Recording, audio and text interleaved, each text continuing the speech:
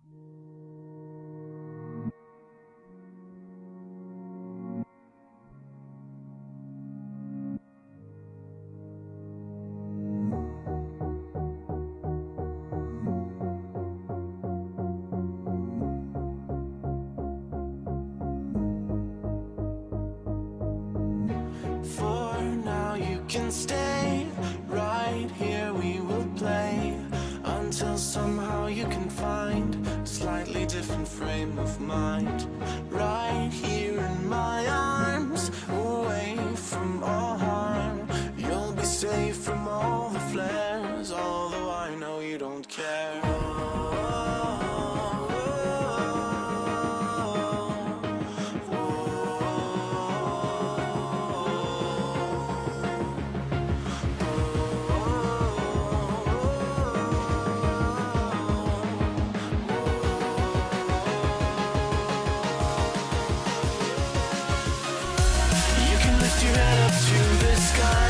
Take a deeper breath and give it time. You can walk the path among the lines with your shattered frame of mind. Or instead you could always stay. We can wait right here and play until somehow you can find a slightly better frame of mind.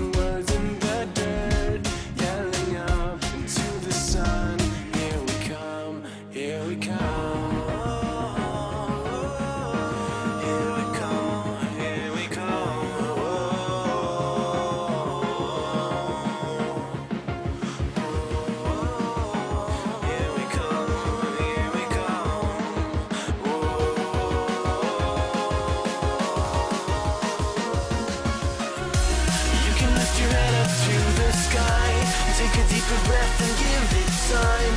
You can walk the path among the lines with your shattered frame of mind. Or instead you could always stay.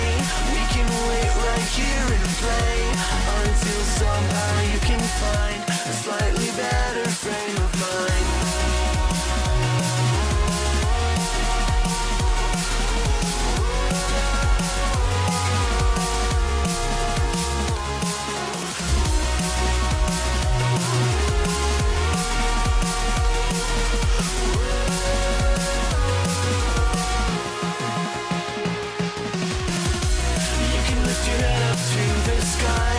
Take a deeper breath and give it time. You can walk the path among the lines with your shattered frame of mind. Or instead you could always stay. We can wait right here and play until somehow you can find a slightly better frame of mind. And when the light comes through, when the day isn't new, then it will be time for a new frame of mind. When all eyes are on you, you will know what to do, since you will have found your new frame of mind. When you lift your head up to the sky, take a deeper breath and give it time. You can walk the path among the lines, but always know that you'll be safe. I'll be here throughout your days. Come find me and we will play.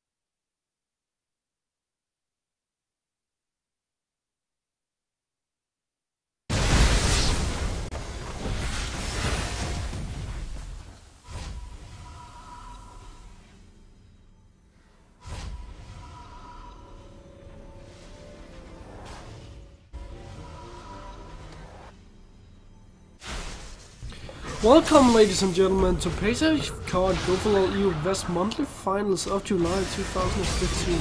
This is the round of 16 and ADD is close to going down. We had a bit of problems in the lobby, so I am going to be watching the first game between Murder the Crab and Svinestein. So we are about 15 minutes into the game, and right now it looks like Svinestein is ahead 7 2 seconds.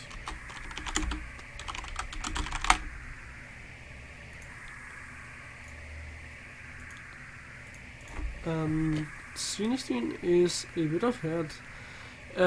Most of the kills are onto Gragas, so it looks like he has to be the one snowballing this game. At least for now.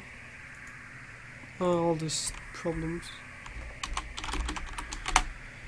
Okay, it looks like we might get the game on the way. It looks like I was the problem once again. They are waiting to unpause the game because I forgot to say that I was here. They paused the game so that I could join in, but they are going to unpause the game very soon. Anyways, let's take a look at the team compositions coming in from Murder the Crab and Svinestein. Right now, Murder the Crab, they have a very ability power focused team with the Cassiopeia and Rumble. And they do have the Tristana who can kill the towers very fast, so they don't really have to worry about not having enough AD to burn down any towers.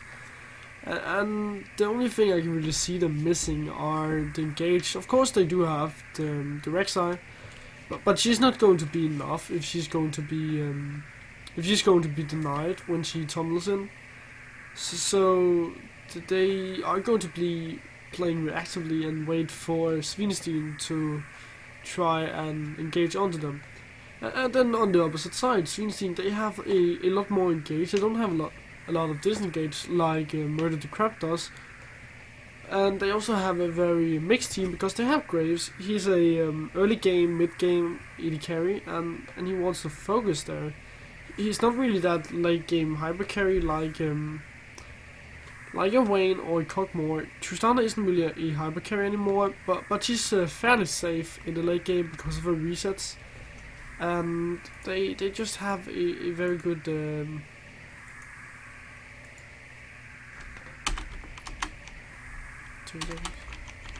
I'm still having a lot of problems. Why can't I write? Well, this is a bit of a problem.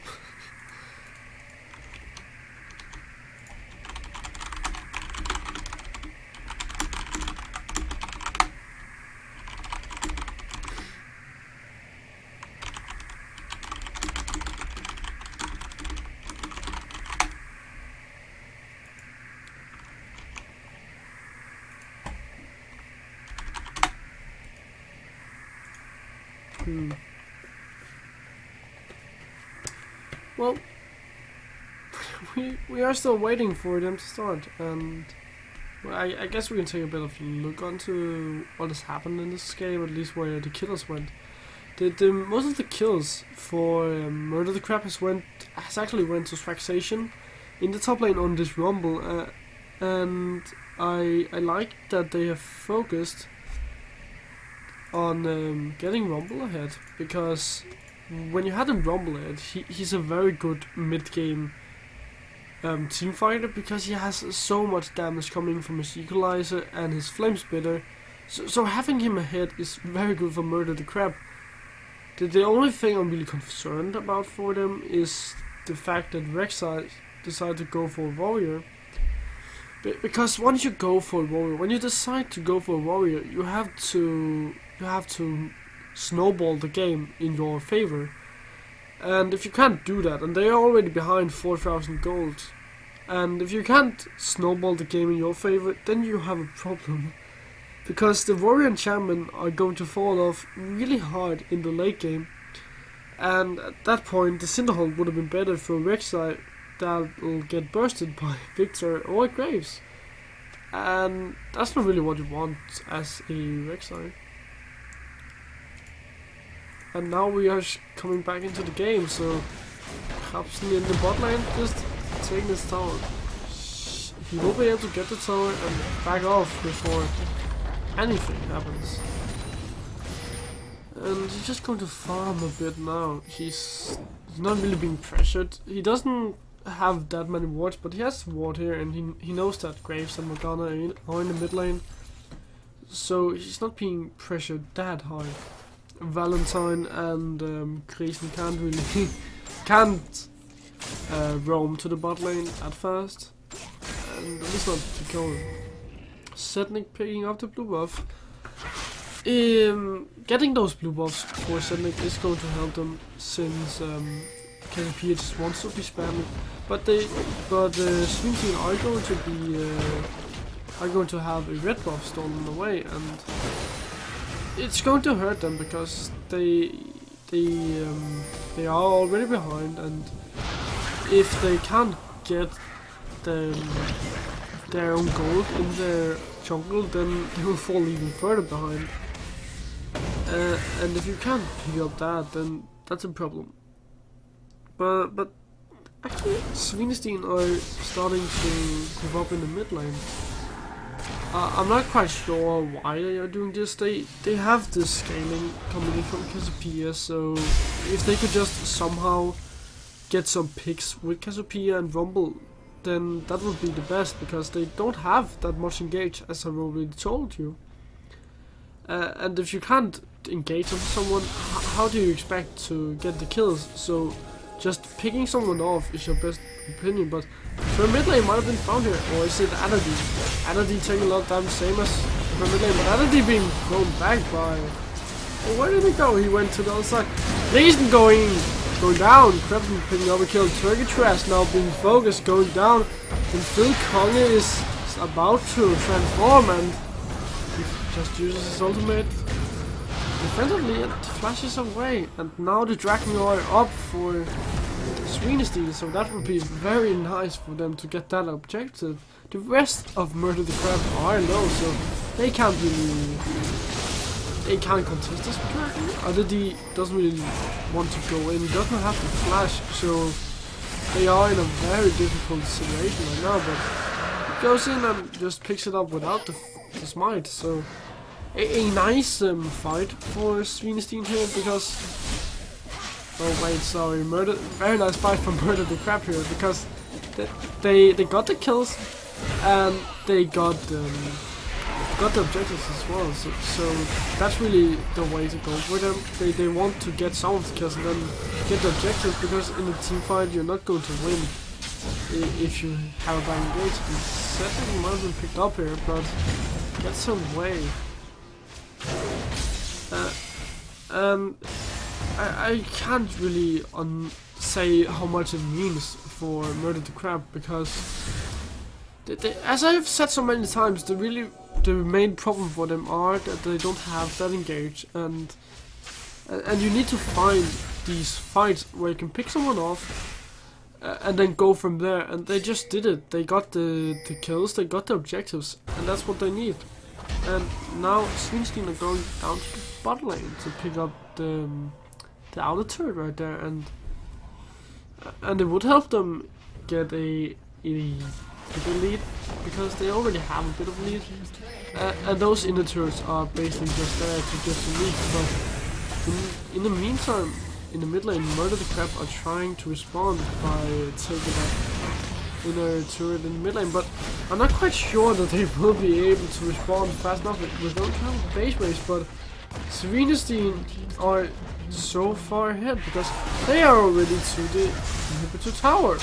Will they be able to pick up this inhibitor tower and maybe even get an inhibitor? Rumble has back, so he should be able to defend this. And Drakus is also back in the middle. And now the waves are cleared, but Murder the Crab are going all the way. Will they be able to get this inhibitor? I think they are. Cherry Trash can't defend this. Wait, in the bot lane as well, Svenestein going in, getting the inhibitor third. Wow, are we going to see 2 20-minute inhibitors? Wow. Well, that was very fast. I'm not quite sure who got out ahead because it looks so much better for Svenestein right there. But it's just Crabson on the Tristana do so much work. Oh, Straxation might have been found here. And he goes down to the support. Oh, Sadling finding him, Trevor the mid lane. Ultimate going down. Crabson jumping all out on Adity being picked off as well, going down, and it's going to be a 2-for-1 trade in the favor of Svenestein. And once again, they just have more CC to control these fights, and that's why they always come out ahead. Because, yeah, you might have found prefer the mid lane right there, but if you can't lock the rest down, you're not going to be able to do anything.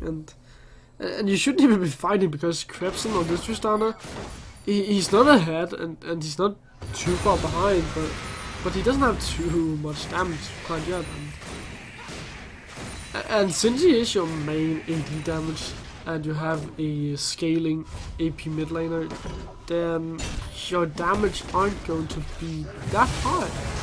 You only really rely on Saxation on the Rumble, and he was down, so that's a something that Murder the Crab didn't really account for. But if we think about who came out ahead, I would give it to Svenestein, because they got the bot inhibitor, which means that they should be able to pressure the Baron quite a lot. They did lose the mid inhibitor, but that doesn't mean too much when you get the bot inhibitor. Bot inhibitor are often the best inhibitor to get because it allows you to pressure that Baron, and Baron means easy towers to take down. Crimson picking up the red buff. Now we will have a red buff for whenever the Baron will be started, or maybe when the dragon comes up and we might see a dragon fight. But as predicted, Svenestein are looking to start on the Baron, and now Terry Trash going in, body slam onto Addy, but Addy goes back and doesn't really take too much harassment right there. Valentine going for a static shiv. So he really, once again, oh, Addy D, have you found again? Well, Valentine are looking for these mid-game teamfights. Graves are, as I have said before, that very early game, mid-game centric in carry, and oh, so you have to be careful. The Fat King is coming after you. Oh well, static shift, mid-game item, a Phantom Dancer if you want to go for the late game. But I like this because you already have enough damage in your Gnarl and the Victor. Oh, something's being found here. Cleanse being popped. And everything's going down now. Green uses ultimate fit. The Fat King being denied. Oh, flashes in. Uses his ultimate. There's 3 man, but only 1 goes down. Prefer mid lane. Nearly takes 1 down. Adity taking 1 down. Grayson going down to the tower as well. And that's a 1-for-3 exchange right there for Svenestein. Very well played, and now they should be able to pick up this mid tower and then be able to rotate to the dragon. So they get the kills, they get a tower, and that's a lot of gold already there. But they also get the second dragon, so now they will have more damage to towers, and that's going to help them a lot. And now they're only one dragon away from movement speed. You aren't really going to be having that 5 dragon threat in this game, because the first dragon got taken so late, and you had a dragon stolen as well. But the threat of the movement speed coming in from the third dragon buff is pretty huge as well, because you don't really want anyone to get extra movement speed, since movement speed is such a huge deal in League of Legends right now. And if you allow them to get free movement speed, then you're just allowing them to pull even further ahead, and then you have to rely on Janna to hit those monsoons, and it's not going to happen every time that the monsoon are going to save you. But the blue inhibitors spawning in the bot lane, taking away a bit of the pressure onto this Baron right now for Murder the Crab. And Svenstein is going in and trying to clear up some vision. Well, I'm sure they wanted to clear up the vision, but they haven't really used the sweepers yet. They probably want to do it at one point, but it looks like they're just looking for some fight right here, trying to see if they can find someone out of position.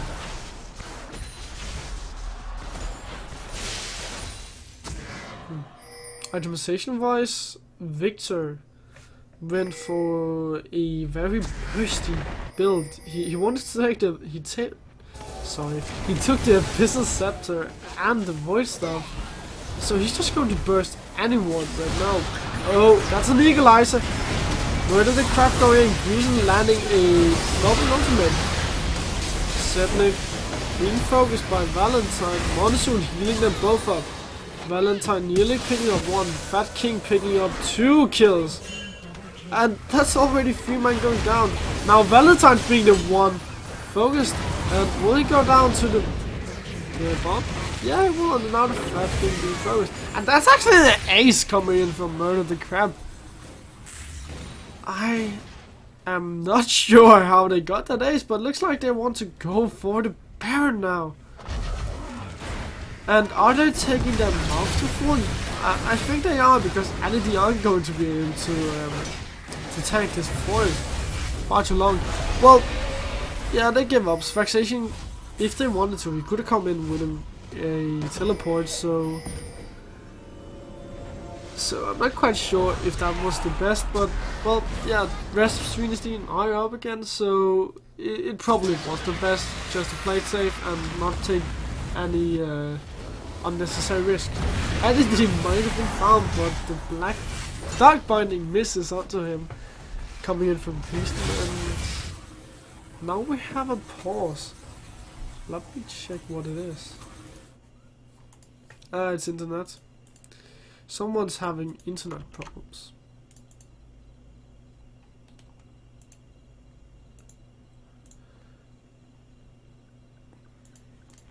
Well, if we take a look at the itemization right now, coming in from Svenstein, since they are the ones ahead, we should be talking about how they are trying to keep being ahead.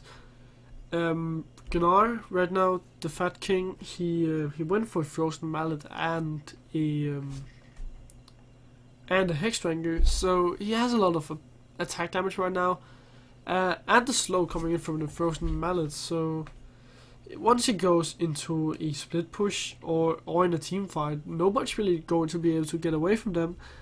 And I like this pickup for him, because it allows them to stick onto Murder the Crab, and Murder the Crab, they just want to disengage, and if you're being slowed, how will you get away? That's not going to work too easy for you. Turkey Trash went for a Log of the Iron Solary, and I like this pickup once again, because Cassiopeia brings so much Vexation in other AoE as well. Oh, the blue of being stolen from Adity right there by Turkey Trash. Very nice. And Svenstein are just denying so much from Murder the Crab right now. Murder the Crab are going to have such a hard time if you can't find any picks, and that's the problem you have right now. for Murder the Crab, you aren't really able to find any pigs. And they are just trying to get to that late game point, trying to turtle the game right now. And yeah, you can snowball the game, of course, but it's not going to happen if you can't even clear the waves whenever Svenstein are pushing in, or if you can't save your towers. Then it's not going to happen too much. And Crabson going for a Phantom Dancer, I like the fact that he's going for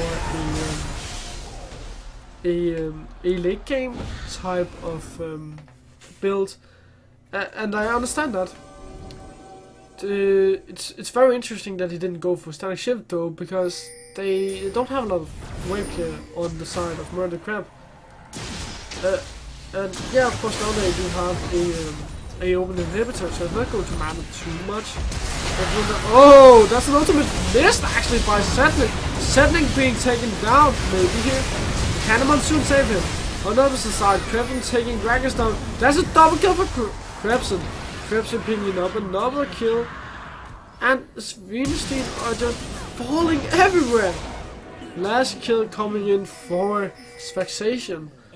And now they are pinging the mid inhibitor, but it looks like they want to go for the Baron instead, and Baron is the best choice right here, because yeah, you can always get an inhibitor, but with the Baron you can get an inhibitor and go to some other lane if you can control these waves. So I like that decision for them. So actually you have to be really careful, but he didn't go down, and now it's actually Murder the Crab that are very close to being ahead in this game. They only have 4 towers, while Svenstein have 7 towers. So there's a lot of global gold right now for them to pick up. And if they can't pick these up, because Svenstein still have a lot of wave clear with the Static Shift and with Victor. Oh, we might see a fight here. Teleport coming in from Sfaxation, coming in from the side. Equalizer just zoning away Svenstein, and this will probably be a dragon going over from Murder the Crab. Murder the Crab picking up their 2nd dragon of this game, and now it looks like they have control of this game. And yeah, but they should be able to, and it's a very big concern right now for Svenstein, because you're against a late game scaling team, and if you fall behind as a mid game team, what are you going to do then? That's not what you want. Edity picking up some from the top lane. Edity have a very health centered build. I find it very questionable that he didn't go for some. Yeah, well, he did go for the magic resist boots, but I still find it questionable that he didn't go for, let's say, the one with the spell kill. I can't quite remember the name. But I find it questionable that he didn't decide to go for that, since the Victor has a lot of skill shots, same with Grace, same with Morgana, and he's just going to get bursted right now from Victor, because he has the burst build. Now Murder the Crab are swapping over to the mid lane, and this will surely be an inhibitor for them. Well, they want the minions with them, just to be safe and be on the right side of the game, because well, the minions is going to help you a bit. It's not going to help you too much, I guess. It's going to bring a bit of damage onto the inhibitor, but not going to matter too much. Well, Murder the Crab are playing very afraid right now. They should be able to push in. But it doesn't look like they want to do it. They are afraid of the CC coming in from Sweden, and now that the Fat King, oh, that's a explosive cast, suddenly going in, popping his shoulder, picking, oh, free man disappearing out of nowhere. Vexation only picking up a kill on the preferred mid lane.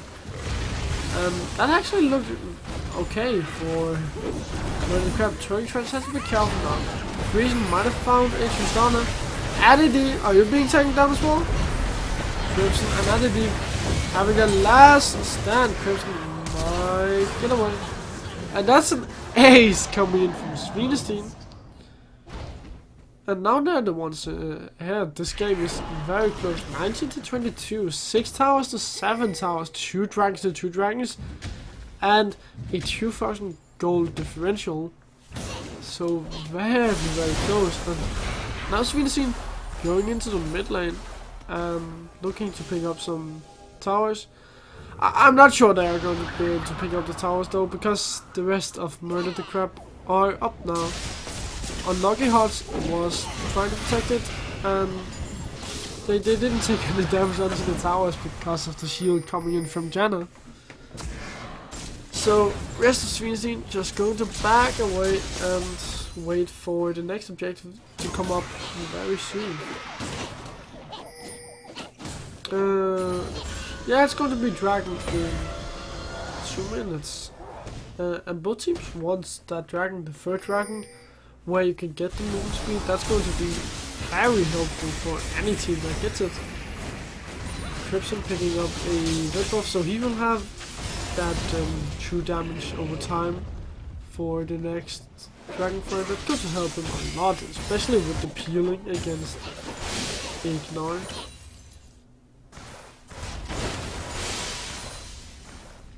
Graves picking up some farm in the top lane, trying to finish his Bloodthirster before this next fight. He's not going to be able to get that much gold before the next fight, but he nearly has his 5th item. Same for Tristana, trying to get that Bait Rune King next. That's a very good item on Tristana, since she relies so much on auto attacks, and having that her health to attack improvement, they are going to have a lot. Addy trying to find an engage, but can't really find it. He might have put himself into a bad position now. Teleport coming in from the Fat King. Fat King going at it very low, but Monsoon saving him for now. And nobody going down, but a lot of damage on the Trev from mid lane takes down Addy, but pays with his own life. And that's a 1-for-1. Jungle from mid lane and dragging up in 18 seconds. Oh, Crafton, try not to get baited, my friend. Turkey Trash very low for this next dragon fight. Yeah, well, oh, Vexation coming in from the side. Reason might be taken down here. Goes down to the poison, and the inhibitor going down for Sweden are going to help Murder Crab so much. Baron coming up in 3 seconds.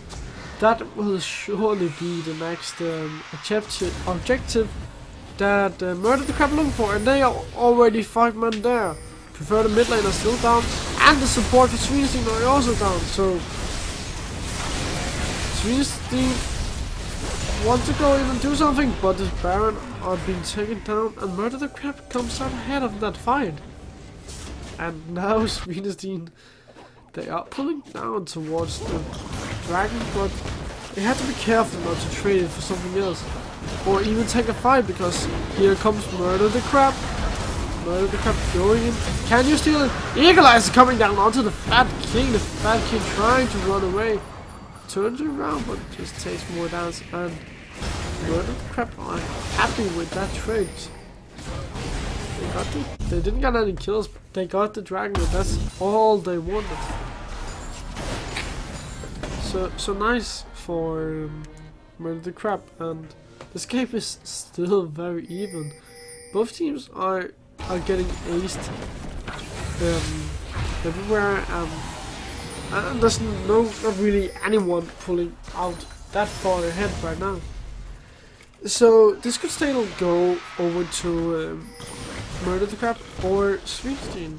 This game is wide open. And now Preferred mid lane has his stuff cap, so Sonya's will probably be the next item coming in for him to keep himself alive whenever there's a team fight and he's the one being focused. On the opposite side, Setnik having his Seraph's Embrace, Riley's. He has the Sonyas as well, so he'll be able to just put out so much damage. And now the siege begins for Murder the Crab. They have already taken nearly half the health of this tower. And that's just the power of the Tristana. Tristana with her explosive charge just being able to burst the towers so fast. You're not going to be able to react at any point. Oh, Krebs, and that's actually an explosive cast being used by Turkey Trash.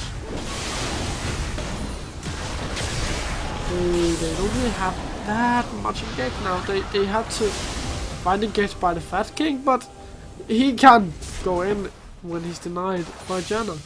Then you're not going to be able to find any engage. And Murder the Crab with this Baron have so much sustain.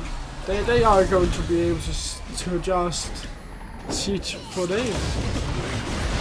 The tower going down, and now they engage onto Turkish. Eagle-Eyes, very nice. Reason picking up one. Preferred mid lane going down on the side. Picking up, and now Valentine focusing down Krebsing. Fat King going in, gets a stun onto Unlucky Hearts, but he pays with his line from Krebsing, and that's a 2 for 4. And that's what I said. The game are just swinging back and forth. No one is really that far ahead. Oh, Krebsing, you found a pig. Turkey Trash going in. Oh, you have to be careful, Krebsing. Can you get away? Can you get away? No, you will get picked up by Valentine. So they actually get an ace, and they save the inhibitor. And it's just mistakes from each team. Well, for Murder the Crab, they aren't really on the right side. But they don't really have the coordination they need to win the game. In a perfect manner. Well, for the side, Sweetstein, Preferred mid lane didn't really have that good positioning right there. So some very critical errors right now for both teams, and if this continues, then it could cost the game, because we are up in those 40 minutes, and the death time is starting to be really long. So your positioning and your decisions you make in the game right now are going to matter so much. Next dragon coming up in 1 minute and 50 seconds. That's a huge dragon for Sweetstein, not that huge for Murder the Crab. Of course they would like to get that 4th dragon, but the views of a 5th dragon are pretty far ahead. You're not going to get a 5th dragon unless the game goes to 50 minutes, and that's not very likely with the amount of kills that we have seen in this game. So I don't expect one of the teams to find a dragon. It's probably going to be Baron that's going to decide this game. This is up in 1 minute and 42 seconds, and both teams wants it. And I just feel like if Murder the Crab can somehow get a good engage, they don't have that much engage, but if they can get a good engage or play reacting, oh, that's an Eagle-Eyes going and just slowing, but not really landing that well, and I feel like that fight that they wanted to do there was just too forced. They shouldn't be the ones engaging. Just play reactively and wait for it, because you have your disengage and you have that really good re-engage, because if you can disengage with the gentleman suit, then you can re-engage very well with your equalizer. But it's going to be up for the next Baron fight. It's already nearly halfway there. So only a minute and 10 seconds cooldown on the equalizer. And now Murder the Crab are going down to get the dragon. Swedish should just give this up. They should give the dragon up and go. Oh, that's an ultimate being used by Setnik. Setnik Sonya's as well. And Unlucky Hat's going down. Energy in the backline going down as well. Crabson being hit by a Dark Binding, but that's just a 2-for-1. And once again, they should just be playing reactively. They lose more when they're trying to engage.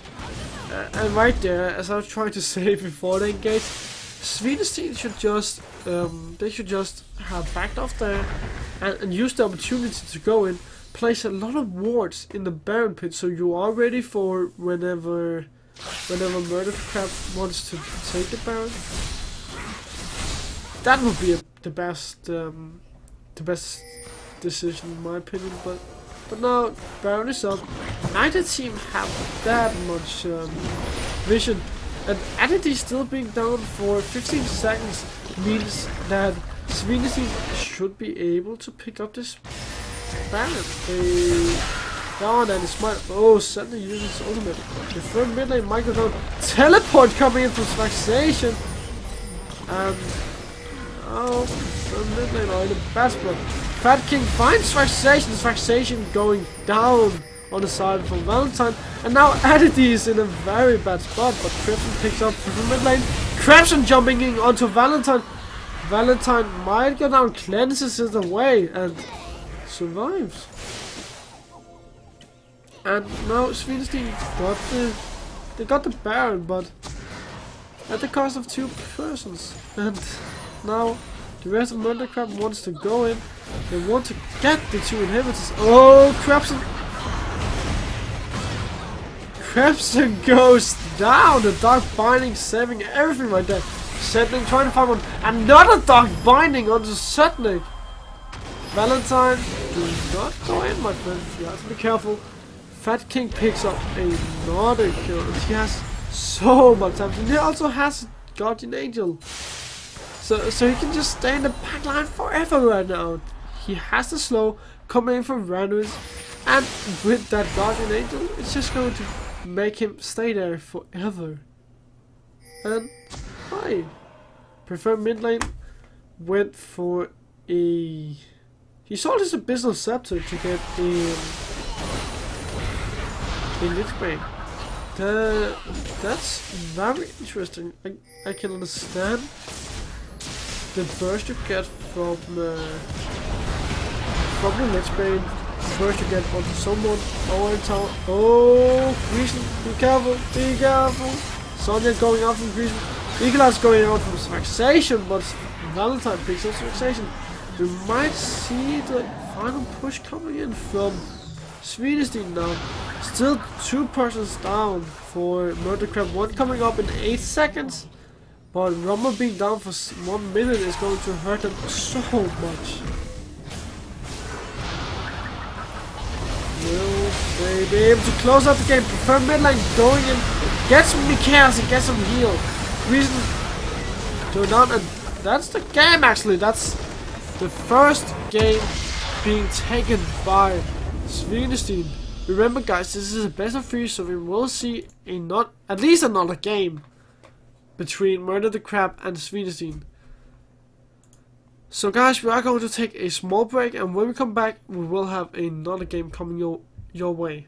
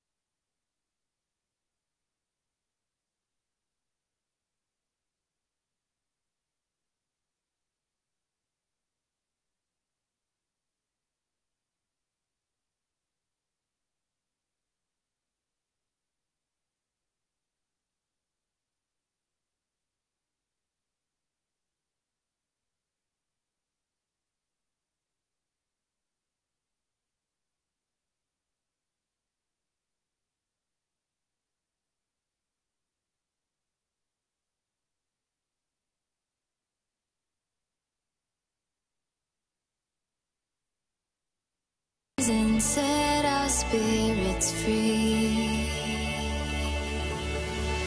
Together we can bring back home the ones who've lost and give them love, and give them love.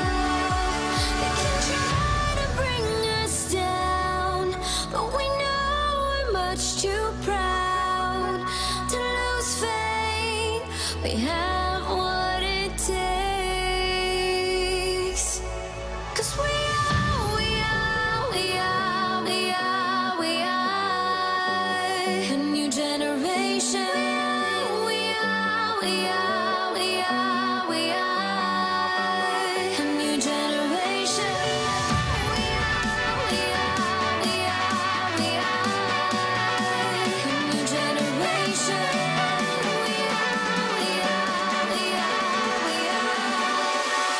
a new generation.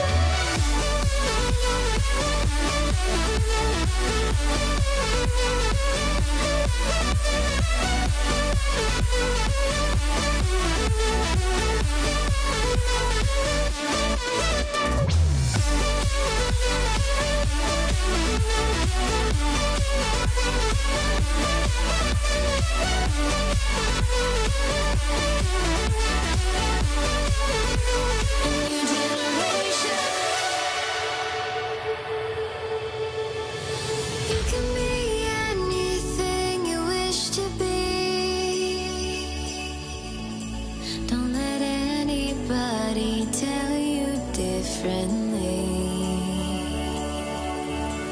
Because in this world there are no limitations. We can make our names live on through time and space. They can try to bring us down, but we know we're much too proud to lose faith. We have what it takes. 'Cause we are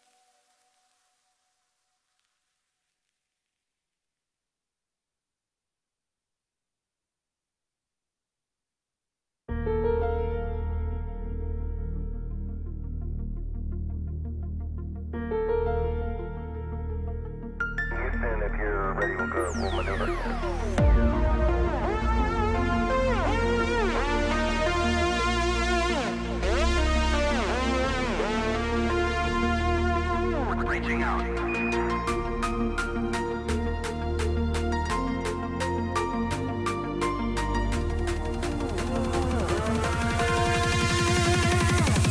Rainbow Road.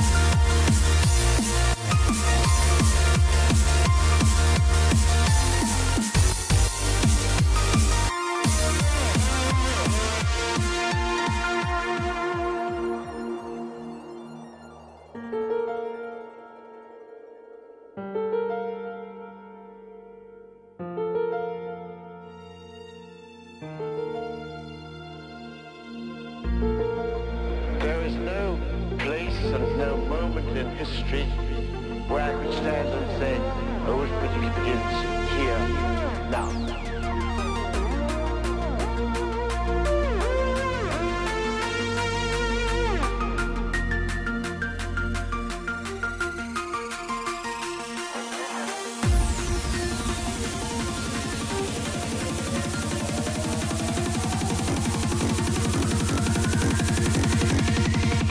Rainbow Road.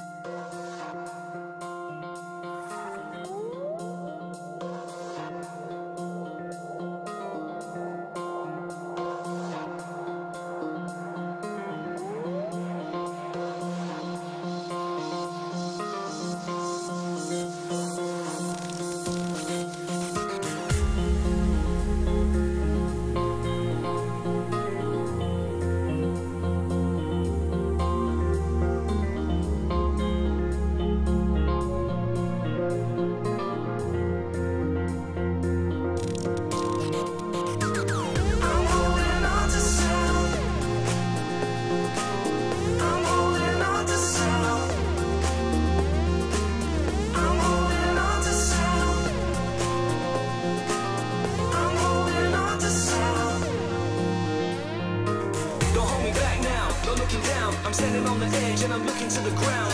I see the grey skies are coming all around. See, I start to lose my vision, but I'm holding on to sound. No fear, I'm still hearing. Wrong skin, but I'm healing. No fear, I'm still hearing. Wrong skin, but I'm healing.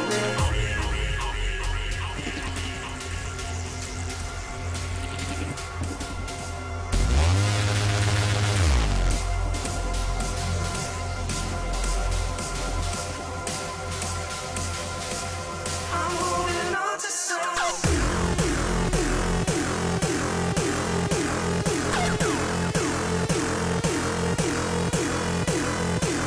No fear, I'm still hearing. Wrong skin, but I'm healing. No fear, I'm still hearing. Wrong skin, but I'm healing.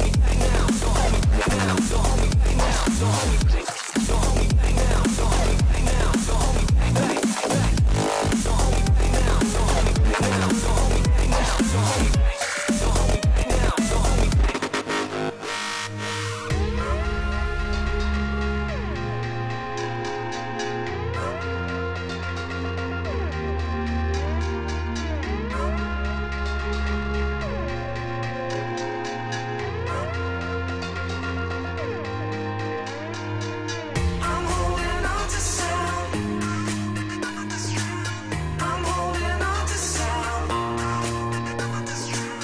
I'm holding on to sound. I'm holding on to sound. Don't hold me back now, no looking down. I'm standing on the edge and I'm looking to the ground. I see the grey skies are coming all around. See, I start to lose my vision, but I'm holding on to sound. No fear, I'm still hearing. Wrong skin, but I'm healing. No fear, I'm still hearing. Wrong skin, but I'm healing.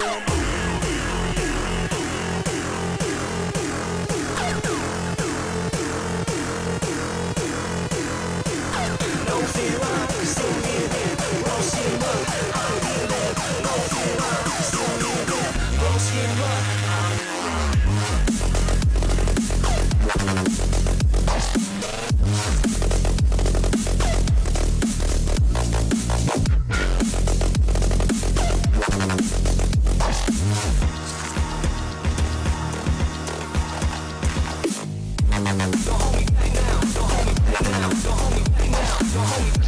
Don't hold me back now.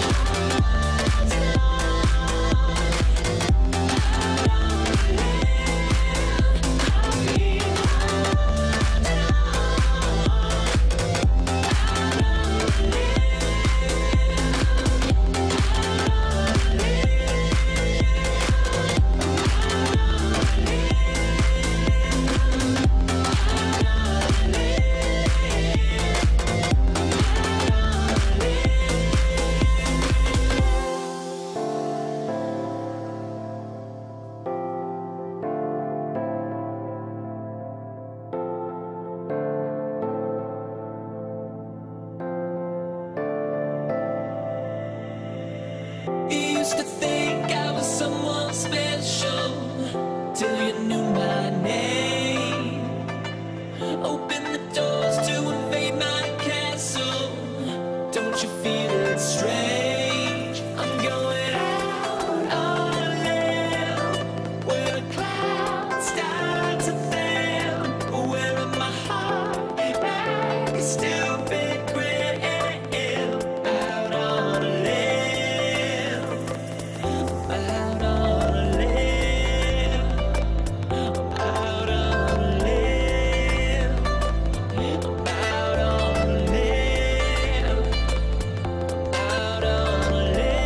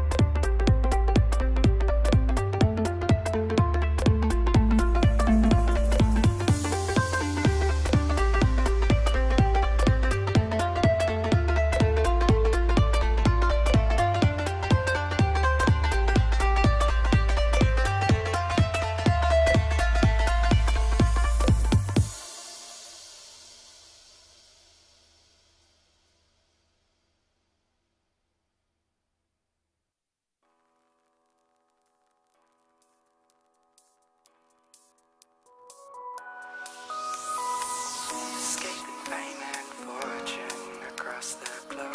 No more dreams. She was only 18, stuck like glue to the streets to roam. Pride the life as it leaves off the evergreen, off the evergreen. So take your bit of light and explore your better side to be surprised at what you find. Let's free your mind. Let's free your mind. So every now and then, a girl will take hand. So a journey starts, leaving footsteps in our hearts. Leaving footsteps in our hearts.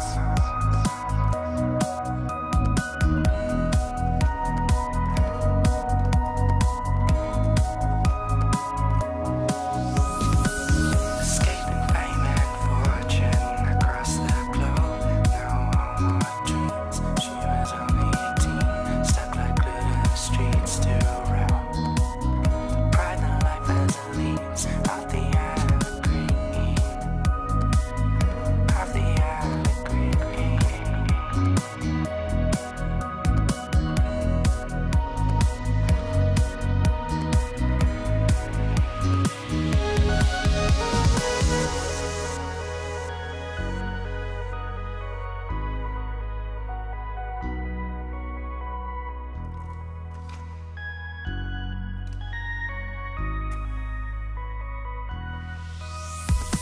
They say life's just a simple quest for riches, oh, with the funny waves settling just the way it should. Shackles and rusty chains, I will never be.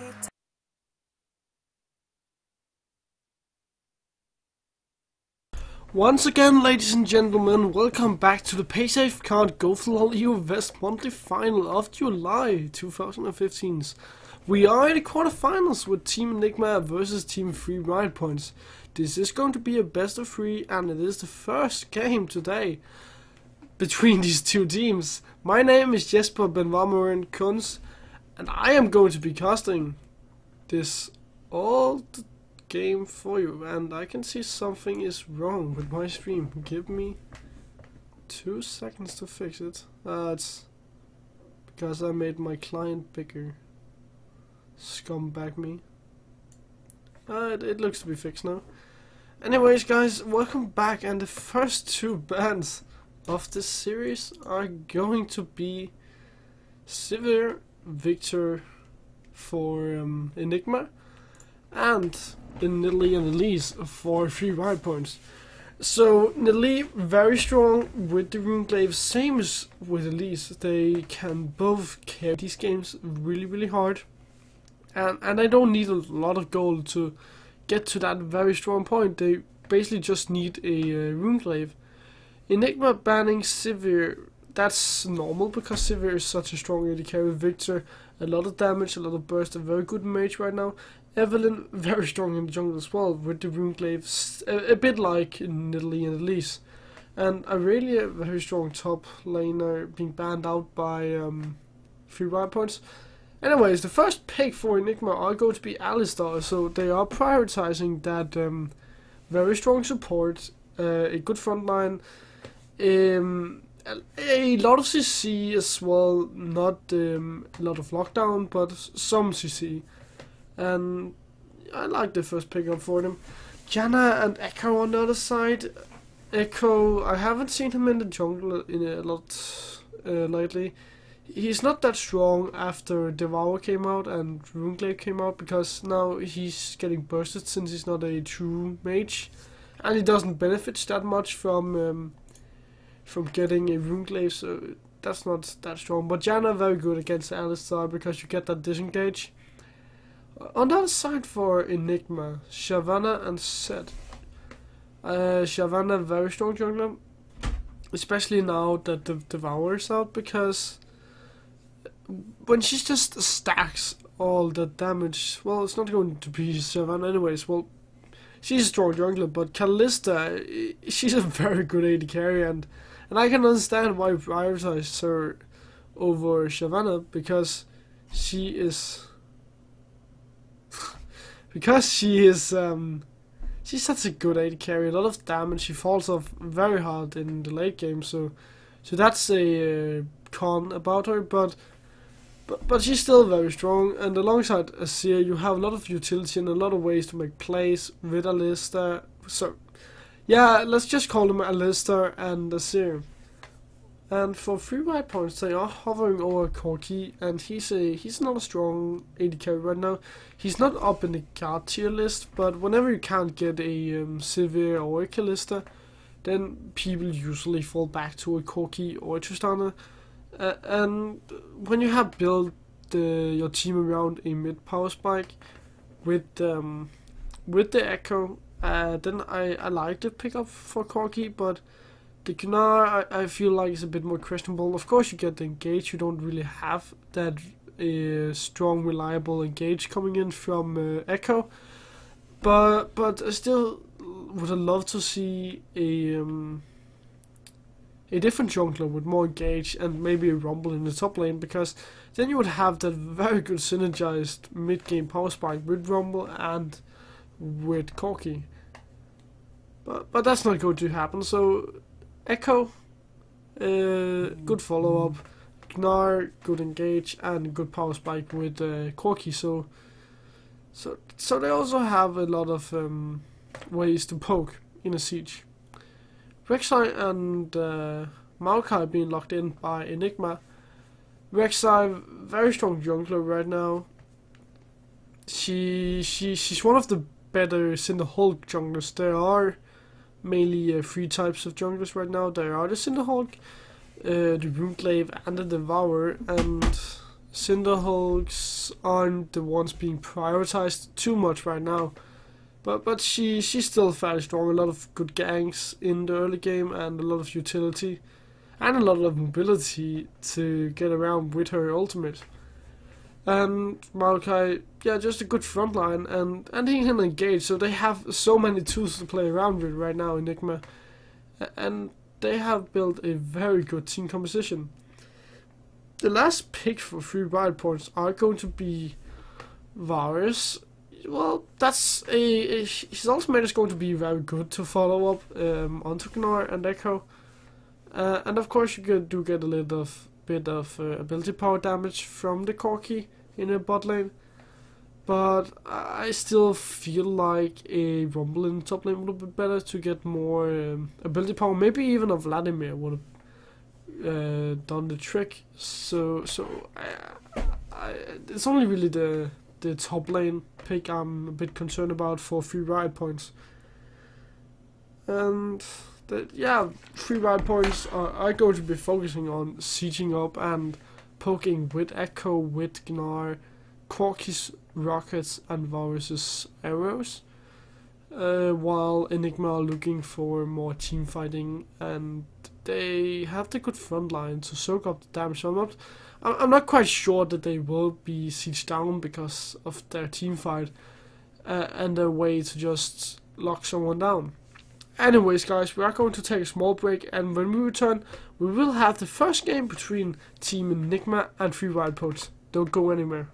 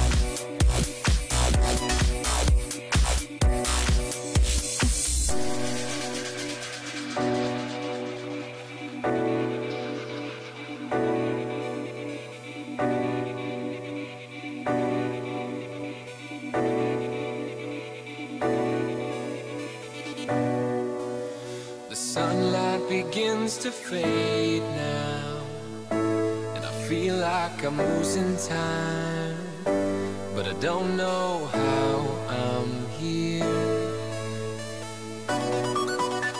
The sunlight has turned to gray, and I feel like I'm losing love again. I don't know how I'm here.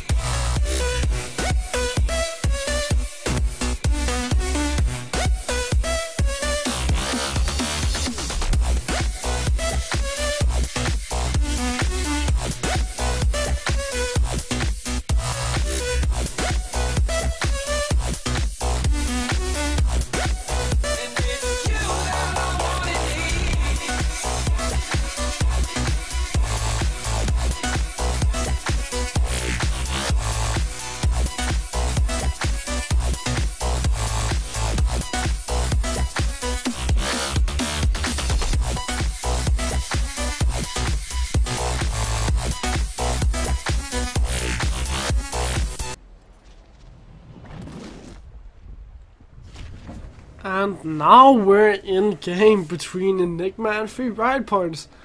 On the blue side, we have Team Enigma with Cactus in the top lane, Nico in the jungle, Caps in the mid lane, Sliver in AD carry and being supported by Dendon. On the red side, we have Free Ride Points with Tagamas in the top lane, Tachivera in the jungle. Then we have I Can Handle LB in the mid lane. We have Caramel as the AD carry. being supported by Lato. Okay, so pretty normal buys right here. Jana going for an ancient coin, so going for a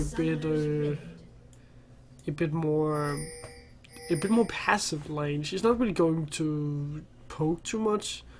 She could have gone for the spell thieves, but decides not to, so she don't really want to poke. Kinar decided to decide to have to more sustain in the top lane because he went for the longsword and the pots. So he's going to be able to sustain more instead of going for a Dorns. And he's probably going to be harassed a lot by Maokai, because Maokai can just go in and deal a lot of damage, especially in the early game where he has a lot of damage. It's also pretty standard for a midland Varus to go for a crystalline flask and pots just to thanks. I need to turn off my Twitch chat. Somebody is distracting me. Anyways, it's pretty normal to go for that because you just want to sustain your lane and have enough gold to get back to the base and get 3 longswords, because when you have 3 longswords, that's enough for your Manamune. Rumbling a bit. Your Manamune, and to get a not a black cleaver, a brutalizer. I always forget the names about the different items. Anyways, it's enough to get the the brutalizer and a Manamune. So that's normally what you go for, and it also gives you a very small power spike in the early game, so that's very good. Sliver taking a lot of damage here in the bot lane, and I'm actually a bit surprised that they didn't try to do a lane swap, because Maokai is one of those champions that does fairly well in a lane swap. He can farm on the tower fairly easily, and he can handle if he's getting tower dived. So that's a bit weird to me that they didn't go for it, but I guess they just prioritize getting that farm onto Cactus instead of the farm onto Sliver. But Sliver is surviving for now, and he should be able to, in the mid lane, Caps are dealing a lot of damage onto I can handle LeBlanc. But Varus has a lot of sustain, so he's not going down quite yet. Top lane just farming away on their small island. Not going to matter too much. Well, and in the bot lane, as long as Sliver doesn't get pushed into the tower, then it's not going to matter too much. And he's already back in health with the help of Alistar seals and the pot. A thing I'm actually a bit surprised about is Alistar going for an ancient coin. That's a bit unusual, because you normally go for a relic shield to have to sustain in the lane, but also to get some of the gold. Oh, they're going in! A headbutt pulverize on the Caramel. Caramel is taking a lot of damage. Ren doing not too much damage, but at least taking some damage away from 3 white points. And now Echo's in the bot lane. 2 seconds, I need to switch off the chat. But yeah, Echo's in the bot lane, trying to see if he can get an engage. I'm not quite sure that they can get an engage now that they are pushed so far. Oh, Lato is actually trying to just bait them, and now they find Denden. Denden being locked down. Will this be first blood, Jack? 2 flashes coming in. Caravel picking up the first blood onto Denden. And now Nico's in the top lane, going on to Targamas. Targamas just being knocked up and being taken down. Taken all the way to the base. So A good response from Nico in the top lane. Not letting few right points get out without a trade. Touchiver coming a bit in the jungle. Decides to go for a Trailblazer. That's fairly standard onto an Echo because Echo doesn't have a lot of weight clear already, and with that Trailblazer, it's just going to make it easier for him to clear the minions, monsters in the jungle. Nico going for a Stalker's Blade. Well, most Echoes go for a Stalker's Blade just to have that slow to land an easier knockup. Some, if you want to go for that early game or that late game damage, decides to go for a oh, Nico's coming in from the side, lands a knockup on the Targamas. Targamas taking a lot of damage, but Enigma backs off once Targamas comes under the tower. So that's safe, and now I can handle a blank or starting to stack up his tiers. And that's going to, well, it's going to allow him to get to his power spikes faster. But still, the power spike of the 3 longswords would have been very nice for him to have when he's trying to do. Oh, that's a Shurima shuffle. Caps going all the way. Teleport being used by 3 right for Targamas in the mid lane. Teleport being used by Enigma as well. Targamas, can you get away? That's a flash by Targamas. Targamas under the safety of the tower. Nothing comes out of that, but that's 2 teleports burned for both teams. So no teleports are available once one of the teams decides that it's tracking time. And Targamas going for the Black Cleaver first. Since he got the Fate, he wants to get damage. And I can say from my experience, Ignore with a Black Cleaver deals tons of damage, even though he doesn't use the Fates to build a 20 force. Oh, Caramel, be careful! That's a lot of reds. You're going down, Caramel. But meanwhile, 3 white points are picking up the dragon, so a kill for a dragon.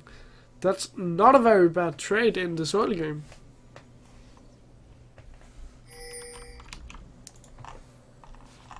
Well, Enigma starting to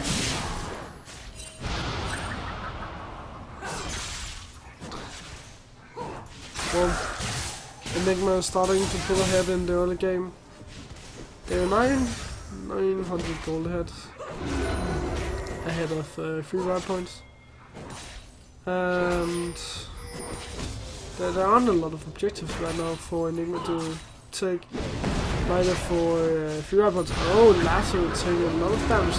That's exhaust being used by Lasso just to mitigate some of the red stacks that Sliver could put in, and some of the damage that would come from the wind. And still in the mid lane, Caps are just putting so much pressure. Nico's in the mid lane as well, so they might decide to dive. But I can handle LB knows that Nico is there, so he's probably not going to get dived that easily. Nico do not have a flash to land an easy knockup. So it would be very risky, but now they're going into Shurima shuffle, although I can handle. He's just being taken down. All the damage coming in from Caps already. So hard for I can handle to deal with. It's not easy for him to deal with it already. And he doesn't even get the 3 longswords, and I'm a bit disappointed about that. Yeah, of course you can rush your Mana Moon as he's doing, but the small power spike would have been very good, and they reached one of the things I really like about the Varus pick. Meanwhile, the bot lane Sliver taking a lot of damage, same as Lato, and it might go down here. Sliver. Caramel taking a lot of damage as well. Oh, Monsoon. And they're trying to kill us. Meanwhile, in mid lane, Caps about to take down. I can handle. Tachivera taking a lot of damage as well. But he might get away. He still has his ultimate if he has to go back in time and get some of the health he lost. And now Caramel doesn't even have his Trinity Force. So he's going to be behind if he wants to trade the Kalista being played by Sliver, because Sliver, he has that Blade of Ruin King, and the Blade of Ruin King is known for being a great duelist item. And now that he has that, he's just going to be able to win pretty much any extended fight against Caramel. So Caramel should just be looking to try and farm, and Cactus taking a little bit of damage, not too much, but a little bit. Nico decided to use some of his... Oh! Caramel, you're out of position, my friend, and you're out of health as well. Oh, Sliver being locked out. Tachivera coming in from the side. Sliver, you're dead. So that's a 1-for-1. Then can you get away as well? Caps taking down I Can Handle. And in the top lane, Takamaris is also very low. Things happening everywhere. And now Caps is coming to the top lane.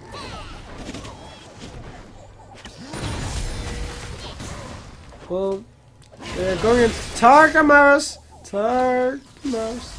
Can you get away? Small, little, yeah, he can't get away with the help of a flash. So, Caps is still looking for the kill. He will not get it though, because Takamaris is too far away. So, Negma gets another tower, and with the dragon being up in 120, they have so much room to play around with in this map, because they have pushed the top in a way. The mid lane can be pushed as well, and they have a lot of vision at the dragon pit, so it shouldn't be too hard for them to pick up this dragon.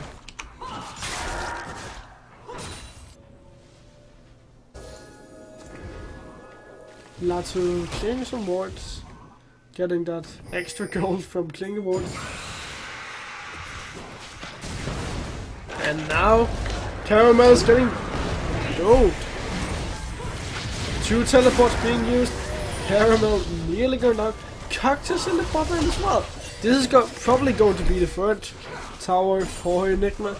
Tracking up in 26 seconds, and Caramel might be able to get there if he's fast enough to come from the base. Caps going on to Tachivera. Tachivera going on to Caps, and Caps probably about to go down. Time Miner being used by Tachivera. Tachivera picks up another kill on Nico. And now everything is just going bad for Enigma. That's 2 persons down. Then can you get I Can Handle? Pulverize onto I Can Handle. And now they're going on to Lato, the 2 very tanky giants coming in from Enigma Gaming. Will they be able to get away? I'm not quite sure now. The Kogisu is just going to pick up all the kills, and that's an unofficial ace right there for 3 right points. Enigma not really on the same page right there. Caps being taken down, Nico being taken down before the rest of the team is gone. Not a very good decision for Enigma, but very well played for 3 right points to just punish them for being out of position. And now I Can Handle going for... I think he's going for a Last Whisper first, actually, because he got the pickaxe and he got a longsword. So going for a Last Whisper and a brutalizer, he just wants to shred anyone that's going up against him. and it shouldn't be too hard of a problem. So Tachivera went for a Runglaive Echo, going for a bit more defense type Echo, but he's going to get bursted so easily. As you can see, Nico dealing a lot of damage onto Tachivera. And now Nico's been fine out of position. He's just getting bursted by I Can Handle. Nico, you have to be careful not to be out of position, because you're getting punished every time you're out of position. Tiger Maris doing a lot of damage to Cactus with that black cleaver. Wow, Cactus, you're going very low.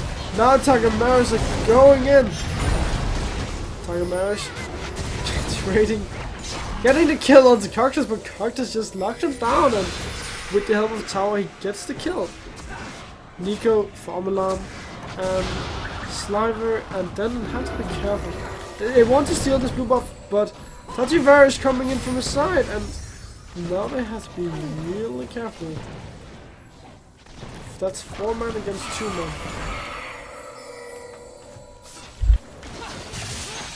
Corky now has his 24s, so a very good power spike for Corky to utilize. And with the Shredder, with the very strong poke coming in from I Can Handle right now, they should be able to siege up if they can get past Enigma's very strong frontline, because Cactus and Nico are very far ahead already. Tachivera going in, finding Cats actually, locking him down, and now the rest of Enigma are falling back. Sliver nearly being hit by Monsoon, actually pushing him back. Lots of pain with his life, then them being picked up. That's Cactus in the midst. In the front line, he's taking so much damage. Oh, they're all going on to Sliver, but the flash knockoff from Nico aren't going to save them all.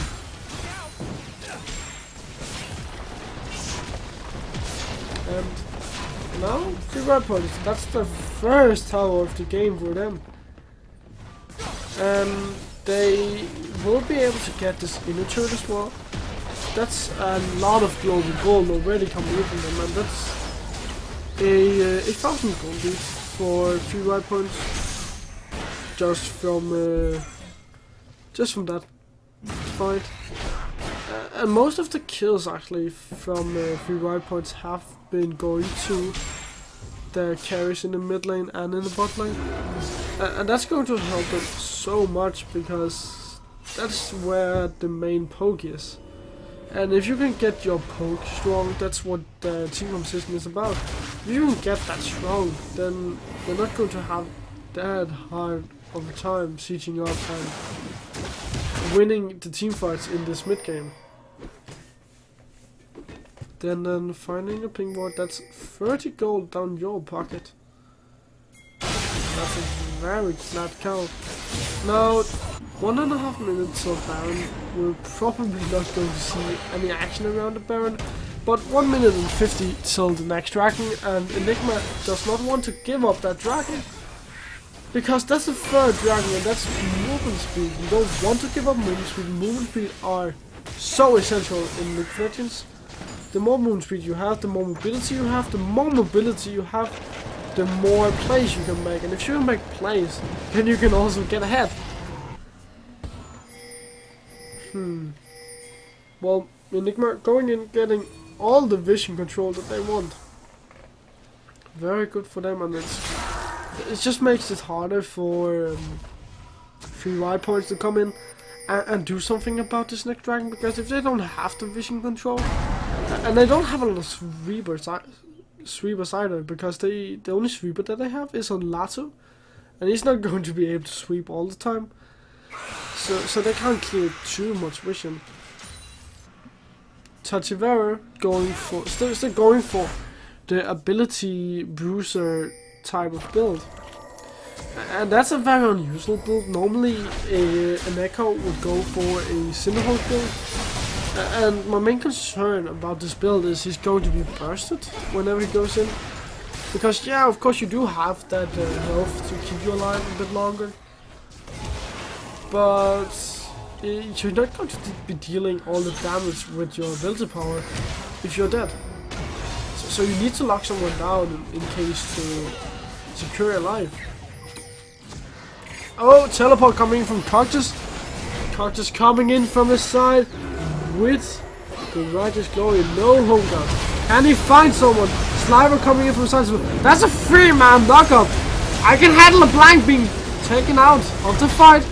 Sliver going down as well to Tagamas. That's the 80 carry being taken down. Only Caps left to deal all the damage. And he's been taken down by Caramel. Nobody going down from the side of 3 ride points. And I can handle so low. He have 70 health. He was very close to going down, and the problem right there was just Sliver was zoned out of that fight. He had no way to get into the fight and deal the damage because he was dead. He's been taken down 5 times in this game already, and that's mainly because he didn't have any peeling in that fight, and he haven't had enough peeling in this game. His support was in the front line. His jungler was trying to help him, but the only thing his Nico can do is to knock up, and he can't do that all the time. And Cactus was in the front line as well, so if you can't peel for Kalista, then you won't have the damage that you need.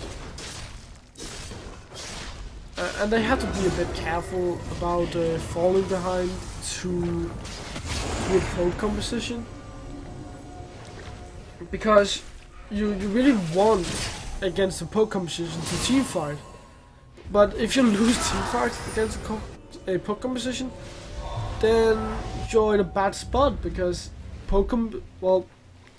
because team fighting, global initiation, ults, and miss positions are the way to go if you want to win against the poke composition. And the easiest for Enigma is to team fight. They don't have that many ways to catch someone out of position and burst them. So that's not what they're going to look for. But they just need to win the team fight. And in order to do that, it all comes back to Slimer having the peeling. Caps sorting with the Sand Soldiers. Having the Smashes too, and the Wireless Crystal Circle, that's a lot of damage. Lazo using the Ancient Coin, and Caps takes a lot of damage. But nothing comes with that, just a more poke from I can handle onto Enigma's side. Trying to push them out of the mid lane. It's not going to work too much though. Nico taking out that pink ward right there from 3 white points. Touchy trying to find someone, but it's not going to work this time. And Nico isn't there, so 3 white points might want to make a trap or start up the Baron. They are starting up the Baron right here, so Enigma has to respond to this. And that would probably be the best shot at getting back into the game. Yeah, because you won't really get them lower than that they will be from a Baron attempt. Sliver getting a tower in the mid is very nice. That's going to help so much, since well, it's not going to help so much, but it's a good trade for re-knocking. And that's some of the ways to get some global gold. And now in the bot lane, they could trade the inhibitor for a Baron, but 3 white points are actually deciding to go around them and try and flank them. Now Tagamas doesn't have this Mega Deny, so this could be the time for them to fight. And we see Lato using his Monsoon, going down to Sliver, Sliver putting a lot of damage onto Tachivera. Tachivera being flourished now. Will he go down? Yeah, he will. That's a double kill for Sliver. And now Counter picks up Nico. But Takamaras is Mega Knock. And Sliver picks up a triple kill. Now only Takamaras left. And can this be game? 10 seconds before one will come up from 3 wild points. And we might see this big game. 10 seconds for the next carry to come up. If it's not going to be game, it will at least be 1 or 2 Nexus turrets. It's just going to be 1 Nexus turret. It's not going to be game. That would have been very, very early to have the game. But very well played for Enigma. And that was really the fight that they wanted to look for, because Sliver was in the fight. He didn't get chunked by Tagamas that didn't have his Mega Knight. And he had the peeling he needed as well. So he was actually in that fight. And that was one of the things that helped him. But also that Mega Knight not being there in the start to initiate onto them. That helped them so much. And we just proceed back to the ward clearing game. Now we are going to Baron Dance for a long time, because Enigma has that bot lane inhibitor, and that's going to put so much pressure onto them. But they are initiating, and with the Ren stacks, that they should be able to smite it very soon. 3 round points knows this is going on. Can I see it? They stole the Baron! Tartus wants revenge from that. But will they go down instead? He might go down, and now the rest of Enigma has to disengage. Tachivera stole the Baron. Okay, so the game is back in 3 Wild Punch hands.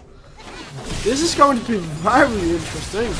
It's not something I'm sure Enigma can handle, because a poke composition with the Baron of minions, that's just going to be painful to watch, because now they have to sustain, they have the strong minions to stay there forever, and they have to poke, and Enigma won't even try to defend their inhibitor, because they know they have really no chance of doing this. And now they just have to turtle, but they don't have a lot of wave clear, since Caps doesn't really... Well, he's the main wave clear, and he doesn't have a Luke's Echo either to really work with that. Now Nico wants to defend against this dragon. If 3 Wild Points gets the dragon, then there will be a potential 5th dragon as well in this game. But 3 Wild Points are giving up the dragon, so we will not see a 5th dragon coming in anytime soon. Enigma are... Wow, they got the Nexus turret. That's a naked Nexus for Enigma. They could just... They just need 1 or 2 picks, and then that's game. They don't really need the Baron of minions right now, because all they really need is 1 inhibitor down, and then they could go and end the game. But they still need the Baron buff away from 3 Wild Points. 3 Wild Points going in and trying to clear some vision. They have so many upgraded greater stealth totems.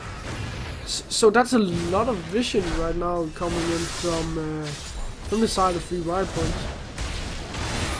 And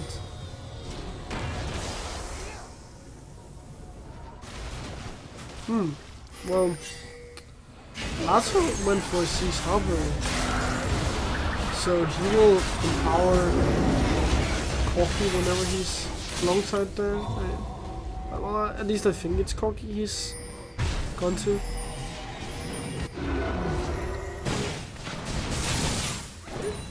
Well, yeah, it's Corky. So whenever they reach 100 chances, then Corki will have 20% more ability power and 50% more critical chance. That's actually very strong, considering Corki doesn't have a Trinity Force. Oh, sorry, not a Trinity Force, a Infinity Edge. So now he does have the critical chance as well, while still having that Trinity Force. That's actually a very strong item, and especially in Corki, that is a hybrid. That, well, I'm actually pretty. I'm pretty interested in this choice. That's a very smart choice.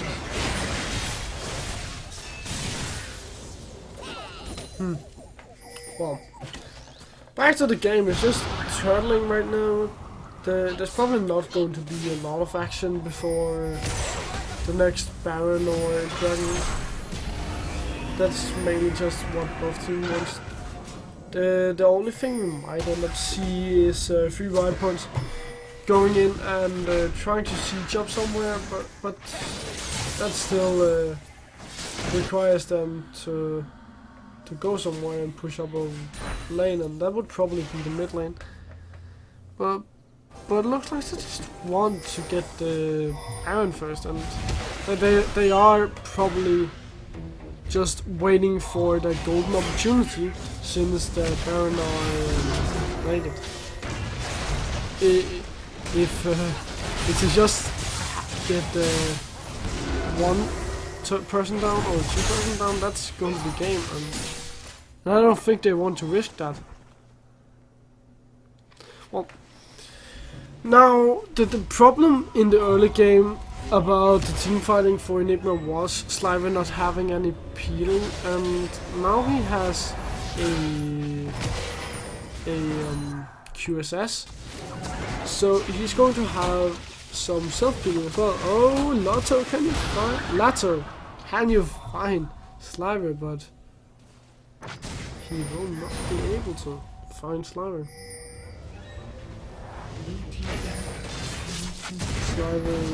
Sliver has a self-peeling, so that's not going to be a problem in the team fight.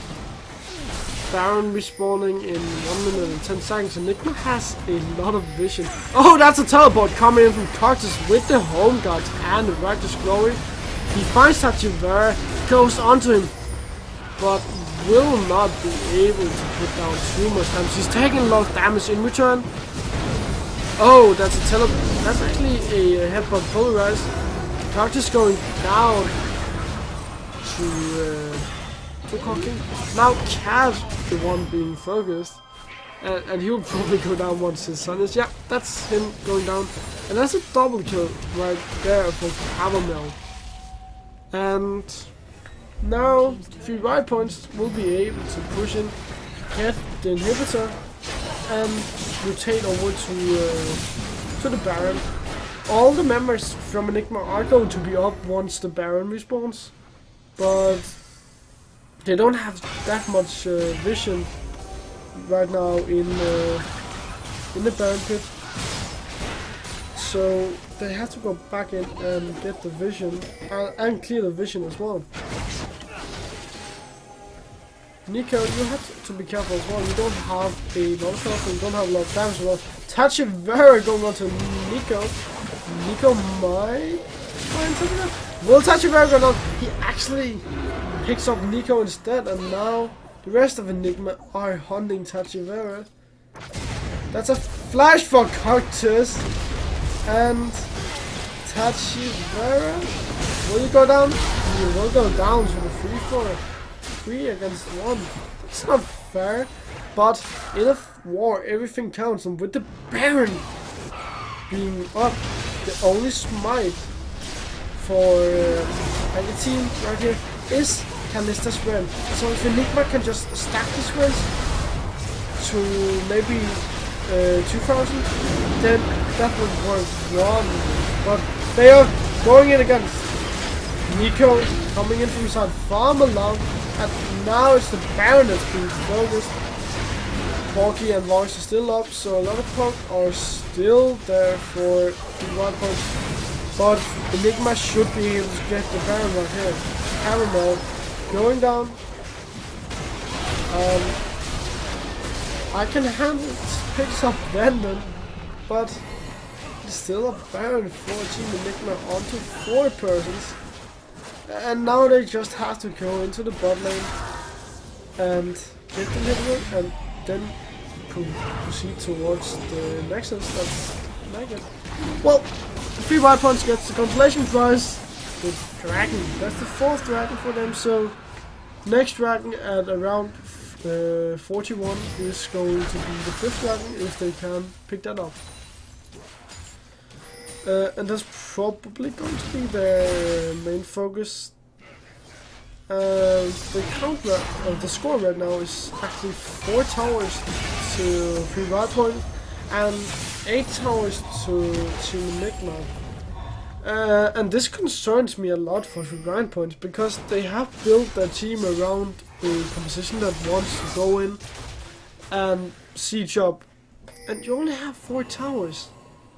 And that's not something that's very nice when you want to siege up. Nico might have been found here.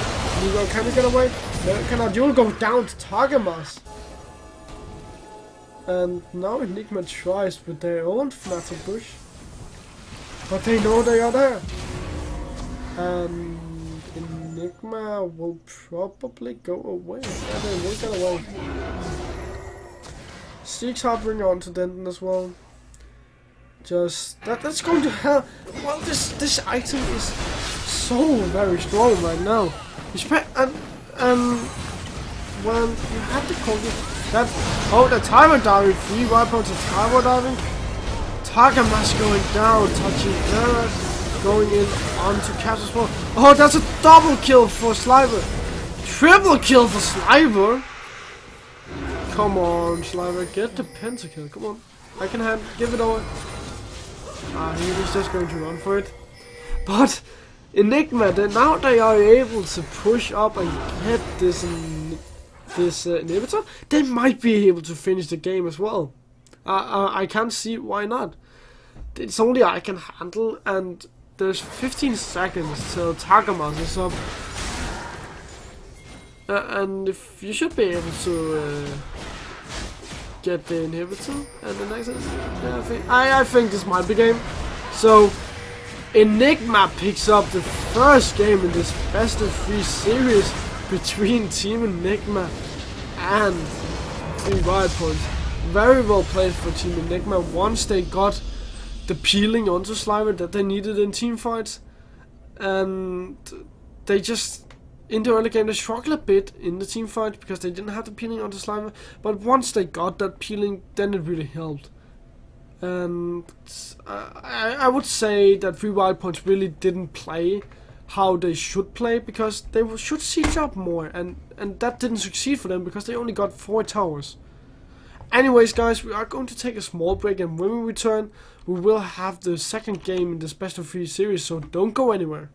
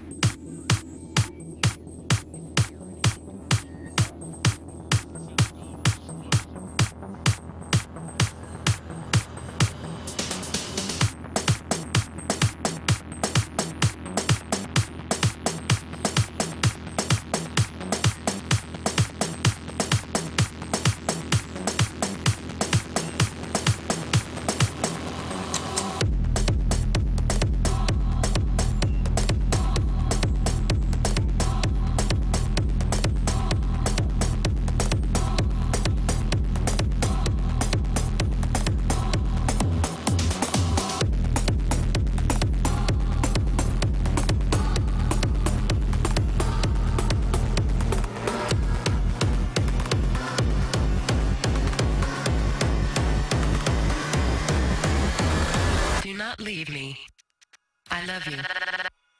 I hate you. I love you. I hate you. I love you. Hate you. Love you. Love you. Love you. Hate you. Love you. Hate you. Love you. Hate. Love you. Hate. Love you. Hate. Love you. Hate. Love you. Hate. Love you. If you leave, I will. Better yet, I will kill you. Kill you. Kill you. Kill you. Kill you. Kill you. Kill you.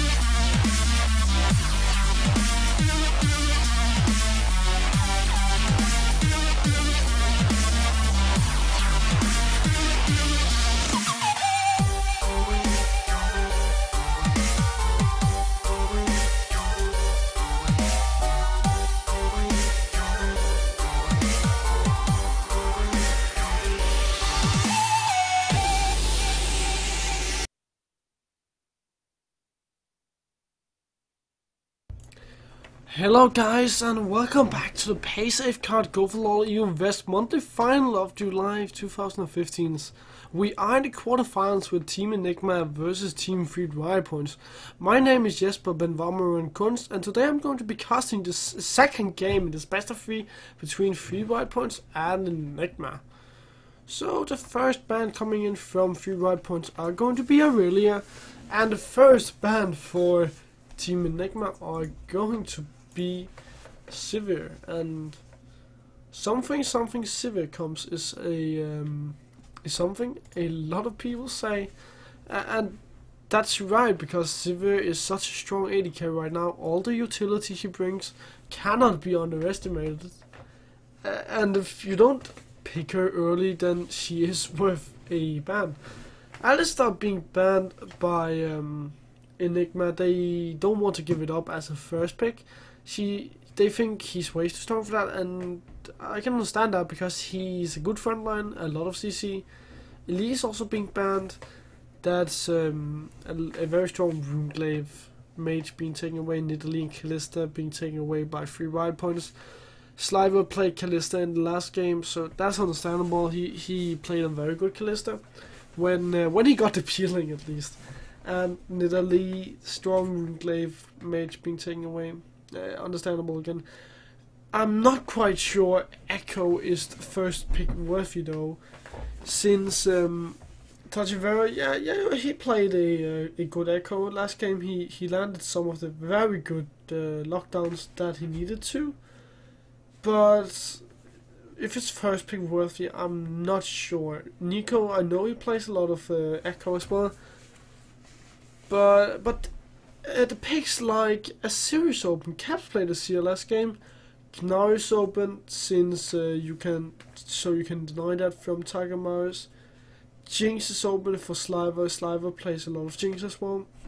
So there are a lot of picks open for Enigma right here, and if I have to make a bet, then probably Gragas and Janna. Well, or Victor or Janna. Janna, very strong. One of the strongest supports right now. She has the utility, she has the disengage, and with the Victor, then you have a good a burst mage and a very good sustained damage. So I like these two first pickups for Enigma. Corki being hovered over by Free Riot Points or Tristana. Once again, when Kalista and Sivir are gone, you usually hover over those two. And Tristana are one of the safer AD carries right now. She has a lot of ways to kill a tower really fast with her explosive charges. And with the help of a Morgana support, or well, it could be a Morgana top lane or mid lane for that matter. Maybe even a jungle. I know Cowsip plays Morgana jungle, but it's probably going to be support. But with the help of that Morgana support, then it would be a fairly safe lane. And if they could land a Dark Binding once they have enough damage or level 6 to use the explosive charges and to use the ultimate from Tristana, then that could be a kill for the bot lane of Free Riot Points. Gragas and Lucian being hovered over by Enigma. Actually, it's Gragas and Nautilus being locked in, so Nautilus is probably going to be the top lane Nautilus, very strong, a lot of early game damage. And he has a lot of CC that works very well with Janna, because the CC can be used as an engage tool or a disengage tool. And with Gragas, then you have you already have some very strong lanes to gank. Gragas is such a strong ganker, and if you can just keep on getting these strong lanes, then I can see Gragas working really well for Nico.